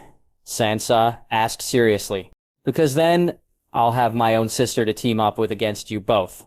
Lozier said, laughing, and noticing the little shiver Jon gave. They were eating dinner later that night when it happened. 2 men came running for Lord Jaime, and they heard the news. They were under attack. "Ironborn," he heard Jaime say, as he ran from the room. Jon, seeing how little remained of the Yazius, it shocked him, how a man can be boiled down to nothing almost, just bones in a box. His mind couldn't help going to places he didn't want it to, words and stories he'd heard when he was growing up, of how Lord Stark arrived with a bastard in his sister's bones, before it had been something he heard with no context. As he looked at the box which now contained Yes, he couldn't help but think that this was all that had remained of his mother too. He feared how Alogier's wife would take it, how their child would react when Jon presented them with their father's bones. Surely there was a better way. Some way to bring the body home, some way for respects to be paid to more than this. As he knelt in front of the box, he began to think on that, far better than where his mind wished him to go. It struck him then, ice preserves. Could it be used for this? Could he line a room with it and use it to preserve a body? An idea for another time, perhaps. He stood and placed his hand on the box, closing his eyes. He thanked the man for everything. As he left, he was followed by Walder and Jorce, knights of the realm now, and both were equally deserving. When they returned to Casterly Rock, they would swear their knightly oaths and stand their vigil. Walder had saved his life. The man had taken arrows for him. Had it not been for him, then Jon would not be standing here today. As for Jorce, had he not been doing the same for 4 years, had he not protected him without question, sure, he got paid and paid well, and Jon was generous too, but he was more than paid protection to Jon. He was more than just a guard. Jorce, there is something I must tell you. Something I wished to tell both you and Axley, but I delayed. You know you can tell me anything, Jon. I know it's well. This is dangerous, yours, should the wrong people find out. Jon, you know my loyalty is to you and you first, Jack said. Even over my own? Jaime asked. Truthfully, my lord? Aye. It has been for some time now. Jorce said nervously. Good, Jaime said, with a smile. After he had told him Jorce had pledged himself to Jaehaerys Targaryen when the time was right, and to Jon Snow until then, when they told him he was to be knighted, he had almost fallen over. Though it was the name he chose for his house which had been the biggest surprise that day. Sergers of House Whitwolf was how he would be known from now on, and Jon had tempered his happiness with the thoughts of the one who they were missing, who should have been there too. These were the thoughts going through his head as he Sansa, Loras and Jorce stayed below deck while above they were under attack. Daisy had refused to allow either him or Loras to go out to help. Seeing Sansa's fear, Jon was glad he'd not argued the point too much, though he had asked Walder to go on deck. If needed, this axe would be of much better help there. It'll be all right, little sister, I promise, Jon said as he closed his eyes and verged into ghost. The White Wolf ran up the stairs onto the deck. Teeth bared, he was ready. He looked around for targets for men in gray who wished to harm his pack. He saw the golden hair as he stood pointing, the large one as he held his axe, yet nowhere did he see the gray ones. His Anamkara soul friend had warned him of. Jon opened his eyes, leaving Ghost on deck. He was confused, but he waited and Ghost would warn him if he needed it. Yea, nay. He had raced up the steps. Daisy would be joining him soon. He knew better than to try and keep her away. Besides, they could use her mace. He knew, though, she would first ensure Jon and Loras stayed with Sansa, so he didn't need to worry on them. When he reached the deck, he ran to the bow of the ship and saw the Scorpion have its cover removed. When had that been added? He wondered, as he looked to the stern and saw another one there, both loaded and ready. It was then the fireballs began to splash around them. How many? He said to the captain, when he saw him run to the side of the ship and shout over the deck. 4 ships, my lord. If we're boarded? Boarded. There'll be no ironborn scum setting foot on the Lion's Roar, my lord, I guarantee it. If they should, Jaime said impatiently. My lord, they're about to find out what happens when you pull on a lion's tail. Fire, the captain shouted, and Jaime saw the bolt fire. The shot was true, and he watched it rip through the hull of the ship in front of them. It was only mere moments later that the second bolt went, and he looked as it did even more damage than the first. Give them the fire, lads, the captain said, and Jaime saw a bolt covered in tar. Beset aflame before it, too, was ripping through the ironborn ship. The captain handed him the Mirish eye, and he looked through it. The ship was done for. The first 2 bolts had crippled it and opened the hull.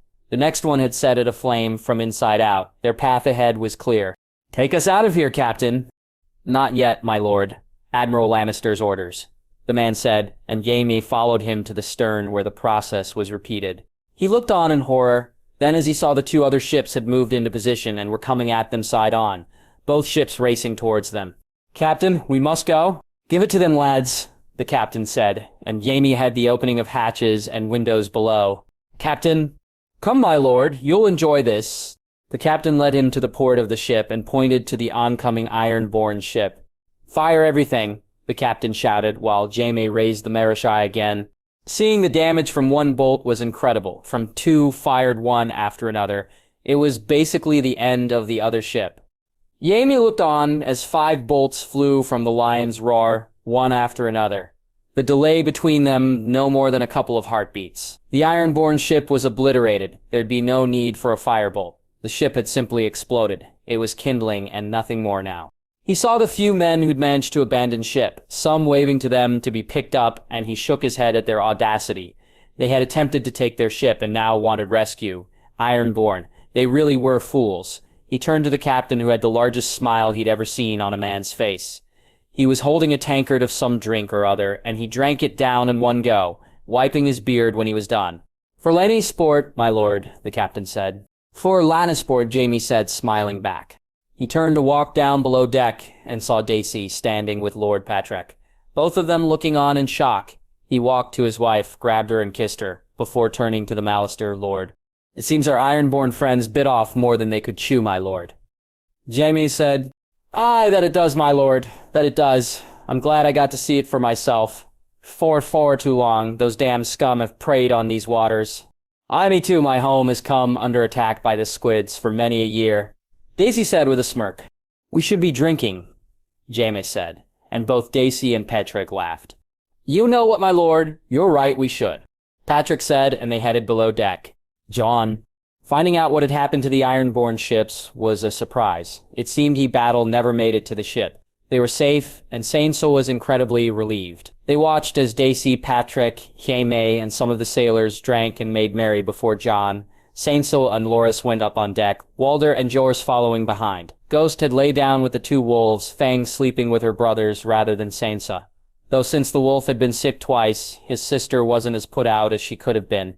Up on deck, they looked at the stars shining in the sky, the moon full and giving good light. He watched as Sansa looked in awe at the reflections on the water. Jon told her some of the names he'd remembered from his lessons and why they were named that way, while Loras told her of how his grandfather studied them. When she had asked about how long it would take to reach Lannisport, she had been shocked by the answer. They would be there within 3 more days. "So soon?" "Aye. Are you not eager to meet everyone?" "I am," she said nervously. "They'll love you, little sister, don't worry." "Do you really think so?" I know so," Jon said, smiling. They stayed on deck for a little longer until the chill became too much, and then went below and escorted her to her room. He and Loras spoke a little bit, and Jon decided to go to sleep. Jars would stay outside his door first tonight, allowing Walder to sleep. When he had said there was no need, both men overruled him, and he had to laugh. Apparently being a king didn't preclude him, occasionally being treated like a child, and he found he appreciated it. He found her not long after he fell asleep. She was on Dragonstone again, and she seemed even happier to see him than usual. She practically skipped towards him and smiled as she grabbed his hand. She led him along the rocks, and towards the cliff edge, and he could see the white dragon was there waiting. It looked at him, its large purple eyes staring directly into his own. Rhaenys smiled and began to drag him towards the dragon. Its wing lay down close to the ground to offer them the ride. "We must fly, Jack. We must fly together." She and Jay nodded to her, making her smile even larger. They climbed up on the dragon, and he heard it roar as it took off. The feeling of flying through the air was incredible. They soared over the castle and on past it. They flew over the Red Keep, and they turned, flying over fields and rivers and finally over sand. He saw the tower in the distance, and he looked to his sister, who gripped his hand and held him tight. The dragon landed, and he looked around. He saw a man fighting and fall. He saw his uncle run up the stairs, and then Rhaenys turned to point to the top of the tower. The white dragon flew over it in circles before it landed on top of it, lowering itself, its wings wrapped protectively around the tower, and it chirped happily. "Look, Jade, a dragon is being born," Rhaenys yelled before fading away. He called out for her over and over. He didn't want to leave. He couldn't find her, though. And then he heard her voice, though, where it was coming from. He couldn't tell. "Only death can pay for life, Jay. Only a dragon can be a dragon. Avenge me, brother, avenge me with fire and blood." Lannisport 29-4 AC. Jon. The lion's roar pulled easily into the docks at Lannisport, and Jon readied himself for what was about to come. Now that he was here, he found himself nervous of how they would react to the truth. Tyrion, Jenna, Jerian, all of them were as close as family to him, and he feared he was about to lose that somehow. The guards had carried his stuff to the deck, his arm not allowing him to do it himself. The sling they'd put it in, needing to be worn for a few more weeks at least. The cut on his eye had almost healed, and as the maester said, it had scarred, though it could have been far worse, and as scars go, it was not that big. Sansa stood beside him, watching as Lannisport came into view. His little sister almost giddy at the sight of her first real proper southern city. Seaguard didn't count, apparently. He could feel her almost wishing to run down the gangplank and explore, a feeling shared by Fang as she stood beside her. Ghost was much calmer this time. Beside him, the Black Wolf seemed to have copied some of his own mannerisms. He too was quieter than a normal wolf, though in comparison still a lot louder than Ghost. Perhaps the only one more nervous than he was Daisy. He looked to see Jaime holding her hand and whispering in her ear, the little smiles that kept appearing on her face, almost making it look like she wasn't nervous at all. But Jon could see how her lip twitched, how she flexed her other hand every so often, and occasionally moved a little behind Jaime without knowing she was doing it. As they reached the dock, he saw them lined up, and then he saw the little girl standing there, barely looking to him. He frowned. He had expected her to wave frantically, to look excited, but if anything, she looked bored. "Well, we're home, Jon," Lorziad. "I thought Highgarden was your home?" Sansa asked. "It is, but I missed the rock," Lors replied. Yeah, me too," Jon said. They began to move to the gangplank. Sansa actually grabbed his hand just in case he lost his balance, and he smiled at her for the thought. They were the first down, and so he waited until Jaime and Daisy made it off, the Lord and Lady needing to be presented first. He and Sansa followed behind. Loras just behind them. He looked to see Jaime look at him worriedly when she saw his injuries, and so he smiled as reassuringly as possible. "Lannisport is yours, my lord," Kevin said, and Jaime nodded. "I thank you, uncle. May I present my wife, Lady Daisy Lannister," Jaime said as Daisy moved forward. "My lady, a pleasure," Kevin said, taking her hand and kissing it. "The pleasure is mine, my lord," Daisy said. "Brother, it's good to see you home," Tyrion said, and Jaime smiled. "My lady, I welcome you to our family." "I thank you, Lord Tyrion. I'm happy to finally meet you after all your brother has told me of you." "Only good things, I hope, my lady," Tyrion said, and Daisy laughed as she nodded to him. "Aunt," Jaime said, kissing Jaina's hand, "nephew. May I present my wife, Aunt Lady Daisy Lannister?" "My lady, it's an honor to meet you at last," Daisy said with a curtsy which made Jaina's eyebrow rise. "You too, my lady." After that, it was Jon's turn to introduce Sansa to everyone, and apart from Jaina looking more to him than his sister, it was Joy who caused the fuss as usual. "Joy, I missed you so much," Jon said, kneeling down and looking at the girl, but receiving no answer. "Joy?" Still nothing. He looked to Gerion, who smiled softly and stood back up, trying to keep his disappointment from his face. They were brought to the carriages, and as they were about to climb inside, Jon saw Richard in the crowd. He looked to see a man standing a little behind him, but couldn't make out his face. Instead, looking to Richard, he mouthed later to him, and they rode back to Casterly Rock.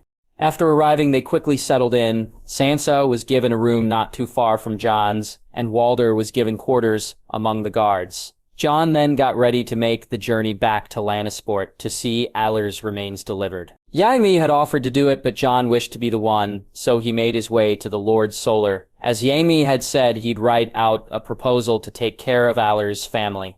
He passed Jai playing with Berlan on the way, and while the cat stopped to look at him, Joy did not. "No, Balon, this way," she said as she ran off in the other direction. Jon sighed. He was already worried about the reaction of the Lannisters to the truth, and the one person he assumed would always support him was upset with him. He would need to fix that sooner than later. He had no wish to ever be someone Joy was upset with. Reaching the Solar, he knocked and entered to see Jaime speaking to Tyrion. Daisy was obviously elsewhere. He walked up to the table, and Jaime smiled at him while Tyrion looked to his injuries. "Yakin was just telling me what happened. I'm glad you weren't hurt more seriously, Jon." "I got lucky, my lord. Not all of us were." I'm sorry about Allar's, Jon. He was a good man." "Are you here for the proposal for the widow?" Jaime asked. "Hey, my lord, I wish to see to it now." "You sure, Jon? I could go with you," Jaime said. "No, it has to be me, my lord. I need to do this," he said resolutely. "Very well," Jaime said, handing him the letter. "We'll speak later, my lord." Leaving the Solar, he walked down to take the lift and saw Sansa and Loras standing waiting for it, with Fang looking at it like it was something to be defeated. "Jon, isn't this amazing? A lift, Jon, have you ever?" "Oh, I mean, of course you have," Sansa said with a giggle. "It takes some getting used to." "We were just going to explore. Will you come too?" "I've asked, but I thought you were tired," Sansa said. "Another time, little sister. I've something I need to do," Jon said. "Alliers?" Loras asked. "Aye. I could come with you. No show, Sansa. The sights of the rock. Take her to the Golden Galley. She'll love it. The Golden Galley?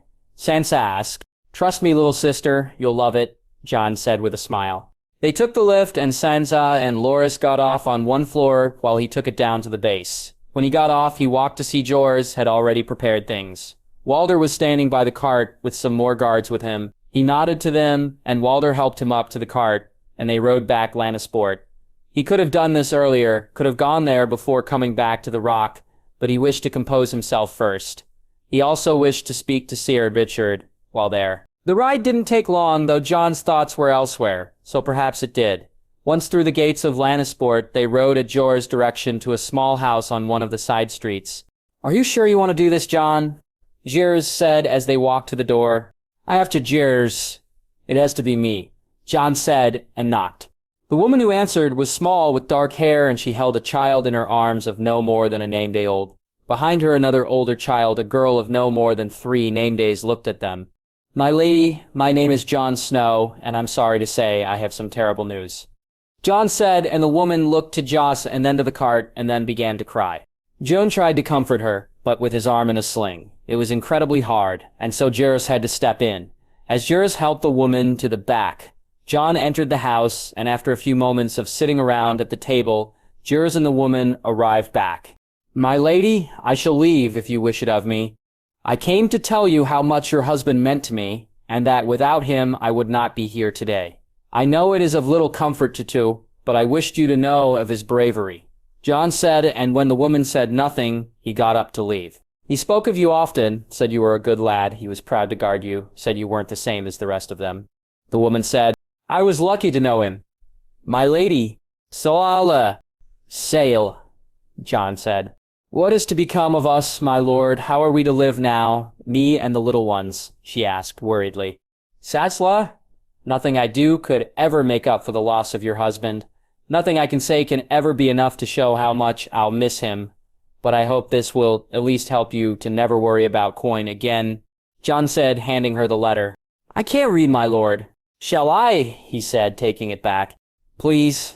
Your home shall be yours without cost, my lady. You will receive a payment the same as Oxleyer's was paid weekly for the rest of your life. When your children come of age, they will, if you should so wish them, be educated by a maester, and depending on their own, or your choices, found a place in a role you wish. The boy, if he'd like, will be squired and raised to knighthood, should he wish it. Your girl shall be given a job at Casterly Rock, or elsewhere. If that is her desire, Jon said, and Sia looked at him in shock. My lord, this is too much. No, it's not even close to enough. I'm sorry, my lady. Truly I am, Jon said, shaking his head. He spoke with her for another hour or so, learnt the girl's name was Jenny and the boy's Jason, he told her. If there was ever anything she needed, anything he could do, she merely had to ask. When he left, he felt empty, though. He had helped some, and Jaime had come through more than anyone would have expected. But still, it didn't bring Ciela her husband back, or the children their father. He barely acknowledged Jarrett's when he told him he'd done a good thing. Barely spoke until he saw Richard standing there looking at him. We must talk, Richard, now. Of course, follow me. Jatsumi.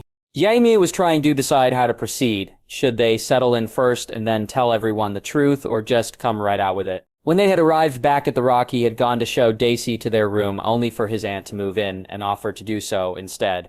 He almost smirked at the worried look Daisy gave him when his aunt led her down the hall, though his own face probably showed similar worry when his brother told him they should talk. They were just about to begin when Jon came in, and Jaime had wanted nothing more than to go with him to speak to Alarc's widow, but Jon was adamant he should do it himself, and so he let him. He doesn't seem to be handling it well, Tyrion said when he'd left. No, he's not. They tried to kill him, Tyrion. It wasn't bandits. It was a fucking assassination attempt. What? Who? Tyrion asked, shocked. I don't know, but when I find out, the last thing they'll hear is me fucking roaring. Why would they try to kill Jon? It's a long story. I'll speak to you on it later. What was it you wished to speak to me about? Jaime said, hopefully not too evasively. Tyrion told him then about the mountain and about Alien's plan, about how Oberyn and his brood had arrived, and how things were in motion. Jaime sighed. It was dangerous, and Jon's visions began to make more sense. I need to speak to Oberyn. Where is he? He's staying in one of our houses in Lannisport. How is he behaving? So far, no problems, though I think that's because he wants the mountain. He can have him? Aye. Was that your idea about the ships? What idea? Tyrion asked. The arms. Aye, we got some reports we were being followed, don't know who it is though. Ironborn. What?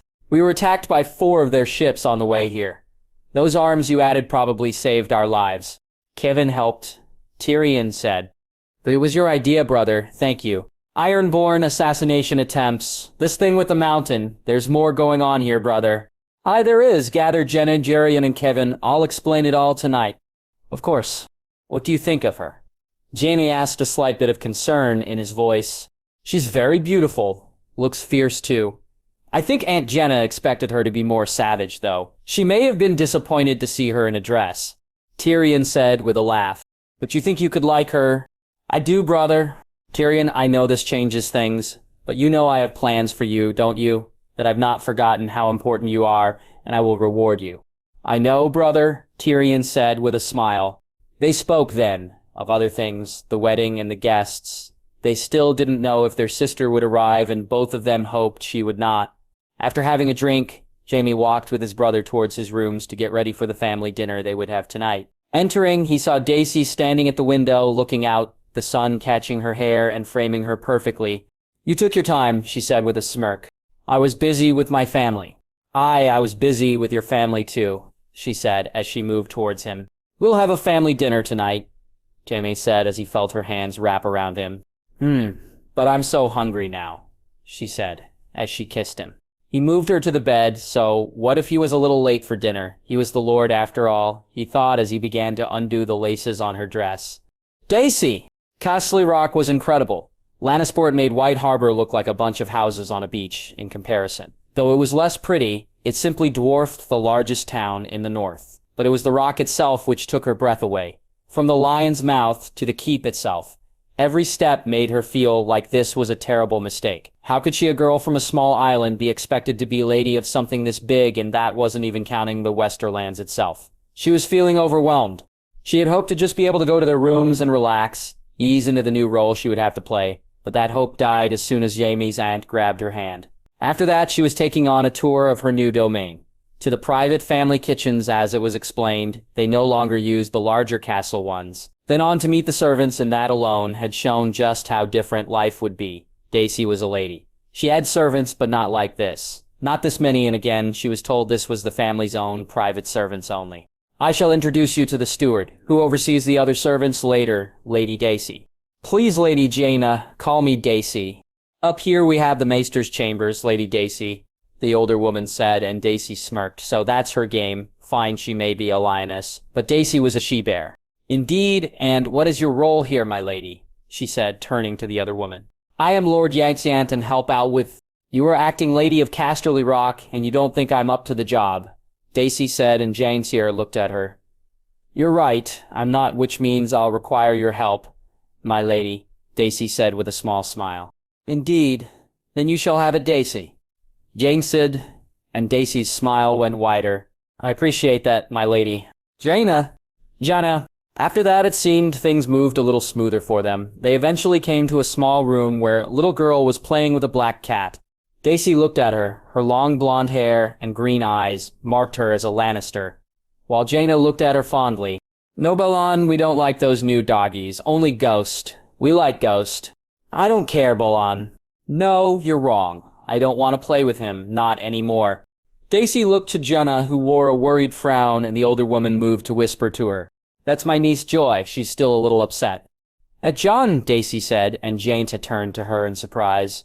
He was gone for so long, she doesn't understand. Can I talk to her? You can try. Watch out for the cat. It's a demon, Jane said, and Daisy walked softly into the room where the cat hissed at her. Who are you? Joy asked. I'm a friend of Jon's, Daisy said, and Joy turned from her. He missed you, Joy. Every day he missed you.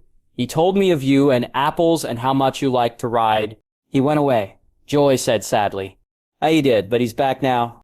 I don't care, Joy said, and Daisy reached out to touch her, only for the cat to jump at her claws out. No, Balan. It's all right, I get angry too, but don't you prefer to play Joy? Daisy said, having just barely dodged the cat who was hissing louder now. You play? We could go riding if you want. You mean apples? Jon? Aye, when he's better. Better?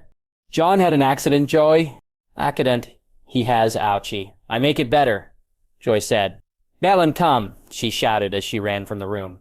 Thank you, it's been hard to get through to her without Jon here. They get on that well? They do? What happened to him? We were attacked twice, Daisy said. She proceeded to tell her about the attack in the Riverlands and the one on the ships, watching as the woman got angrier and angrier. If there was ever a doubt in her mind of how Jon Snow was thought of in the West, it was there no longer. She had seen her mother act the same way when one of her sisters were hurt, and she hoped whoever it was who'd attacked Jon never came across Jonathan Lannister. As they were walking back and Jenna was telling her they'd have a family dinner this evening, she turned to ask Jenna the question she had been wanting to ask since Jaime told her of the 2 marriages. Jaina, the faith of the 7, I know nothing really about it, of the service. My own gods require simplicity, but I fear on this one I'm lost. I can show you what it's like, Daisy. It's complicated, but it's easy enough to remember. You don't have to be a follower or believer to do so. So you don't wish me to convert? She asked. What? Oh, no. No. What made you think that? Jane said, smiling and shaking her head. I just thought as Lady of Casterly Rock. Oh, you may have to go to some services and listen to that awful septum from time to time. But as long as you don't flout your gods in people's faces, which from what Tyrion's been telling me is not what your old gods demand, you'll be more than acceptable. Daisy breathed a sigh of relief. She had worried despite Yami's assurances that it would be expected of her, even with Jon telling her of the gods would hear. She still had worried, but it seemed to be more based on appearances than anything else, and she could live with that as long as he could keep her own faith. When they finally reached her rooms, she looked forward to seeing them. This was where she would spend a lot of the rest of her life. I shall see you at the dinner later, Daisy. It was good to meet you, Jenna, Daisy said with a smile. You too, I look forward to getting to know my good niece. Genna said, smiling. Daisy walked in the room and saw the sheer lavishness of it. The bed was huge, and as she felt it far softer than she thought possible, she looked around and saw large wardrobes, tables, and chairs made from expensive wood. The walls were covered in tapestries mostly showing fighting scenes, which made her smile. She walked over to her chest and took out Saints' present, laying it on the bed. It looked even more magnificent then. The black bears and golden lions almost looking ready to roar, and the center image of the lion and bear embracing was even more dramatic. She walked to the window and looked out on the rocks, saw the waves crash against the cove beneath them. She could hear the thunder but looked and could see no storm anywhere in sight, and as she heard her husband enter, she finally felt at home. Arthur, standing in the room waiting, was torture. He had snuck out once already, despite what Richard had said about Oberyn. He cared not. He needed to see his king, and when he had, he was looking at the past. The boy was both his parents, Rhaegar's build and way of moving with Lyanna's color, Rhaegar's bones with Lyanna's eyes. When he saw the scar on his eye and the sling he wore, he had almost ran to him, almost drawn his sword ready to cut through the world. Whoever had harmed him would pay dearly. He would see it done if it took his last breath. He looked to Richard, who looked unsurprised. Why hadn't he told him? How long had he known? He looked to Jaime Lannister then, and felt his anger. There wasn't a mark on the man. How could he let his king be harmed while he walked with nary a scratch on him?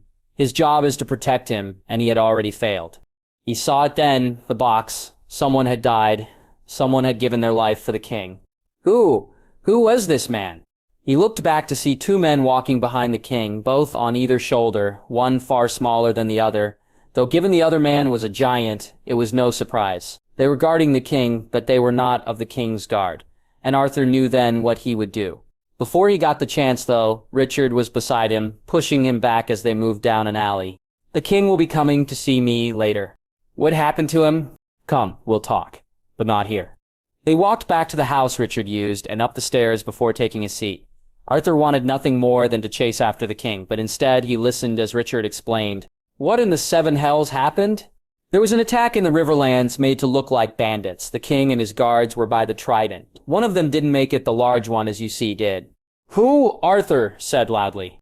I'm looking into it. Where was Lannister? The king left him behind. Arthur, this wasn't Jaime's fault. He appointed the guards and they did their job. He's a king's guard. His place is beside his king. Arthur, do not say that to the king. Believe me, you don't wish to anger him. Not now. What do you mean? Trust me on this, he'll be here later.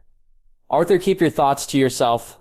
Arthur nodded, and the rest of the day crawled along. A few hours later, Richard left, and so he waited and waited. He was just about to go find them himself when the door opened. Richard came in, followed by the king. His 2 guards stood outside waiting. Like Kingsguard, but not Kingsguard.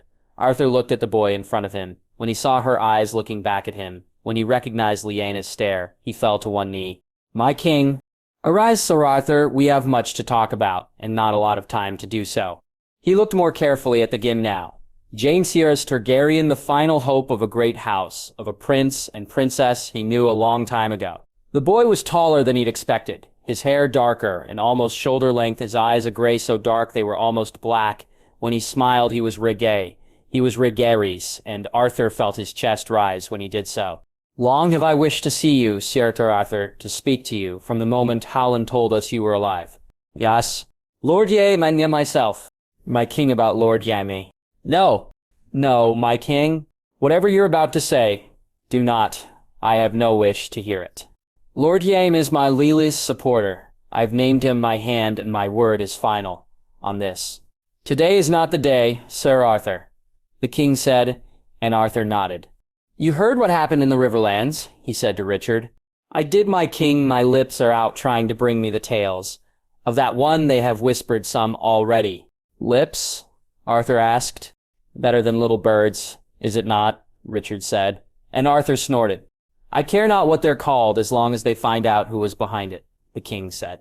I know they were from Essos Westerosi, but from Essos. As for who hired them, I'm still to discover. I want them found, Richard. Found and dealt with, the king said determinedly, and Arthur worried a little about how firm he was. My king, should we find them, I shall be happy to deal with them for you, Arthur said. Richard shall deal with them. Arthur, you have a different task. One, I need done even more quickly. My king, Amory Lorch, I want him brought to me, Arthur. Alive. He must be alive. Lorch? Arthur asked. Killed my sister, Arthur. It shall be done at once, my king, Arthur said, picturing the smiling girl. Richard, when you find out who ordered the attack, I want to know who it was before we act. I need to know. Of course, my king.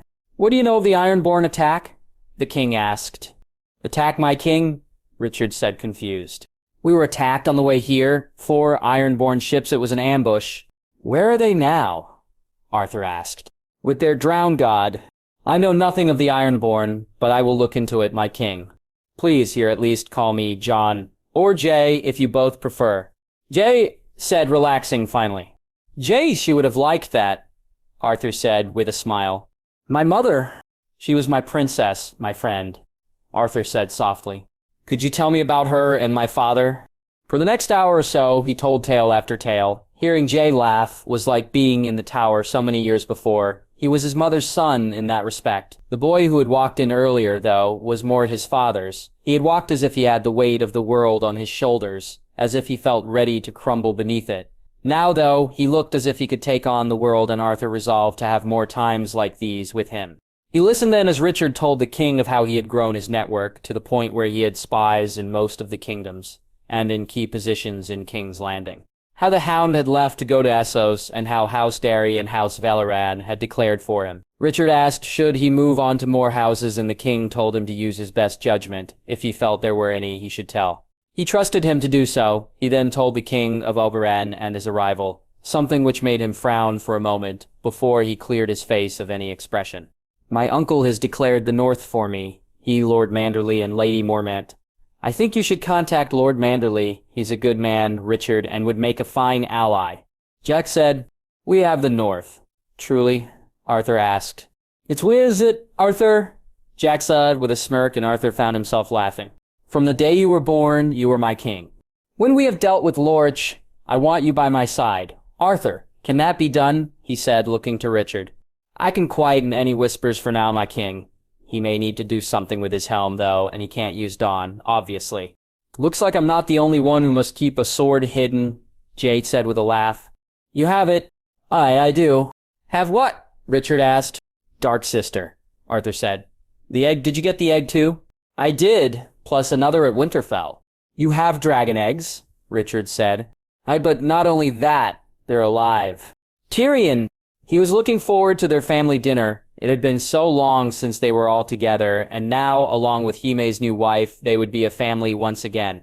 She was not what he was expecting either. Like his aunt, he had been pleasantly surprised to see the woman at the docks. He had expected her to be more northern. In King's Landing, though, he hadn't seen much of the lady he had seen her fight. The Daisy Mormont, no, Daisy Lannister, who arrived today, was almost a completely different woman. He tried to remember had he seen her in a dress at any of the feasts, and couldn't. She wasn't the only new arrival either. Jon's sister, Sansa, was a sweet young girl, while his new guard was as tall as Tyrion was not.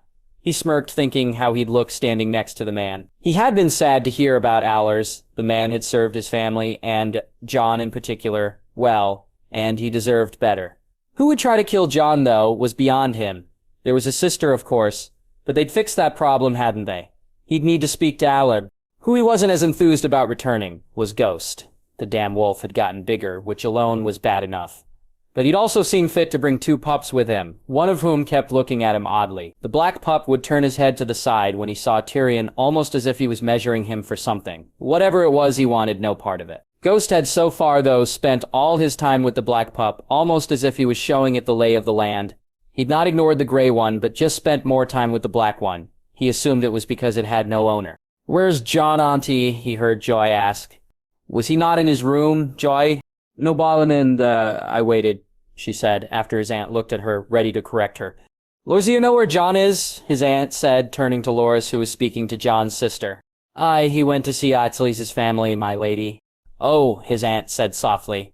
"Joy, he'll be here in a little while. Have you said hello to Loris and Lady Sansa?" "Hello?" Joy said, walking to Loris, who squeezed her, making her giggle before she turned to Sansa. "My name is Joy. Who are you?" "Joy," his aunt said, chidingly. "Sorry, Auntie. Hello, my lady. My name is Lady Joy Hill," she said, curtsying, which brought a smile to Sansa's face. It was then that Jon walked in, and Sansa may as well being a statue, as his cousin turned from her as if she wasn't even there, and ran to Jon.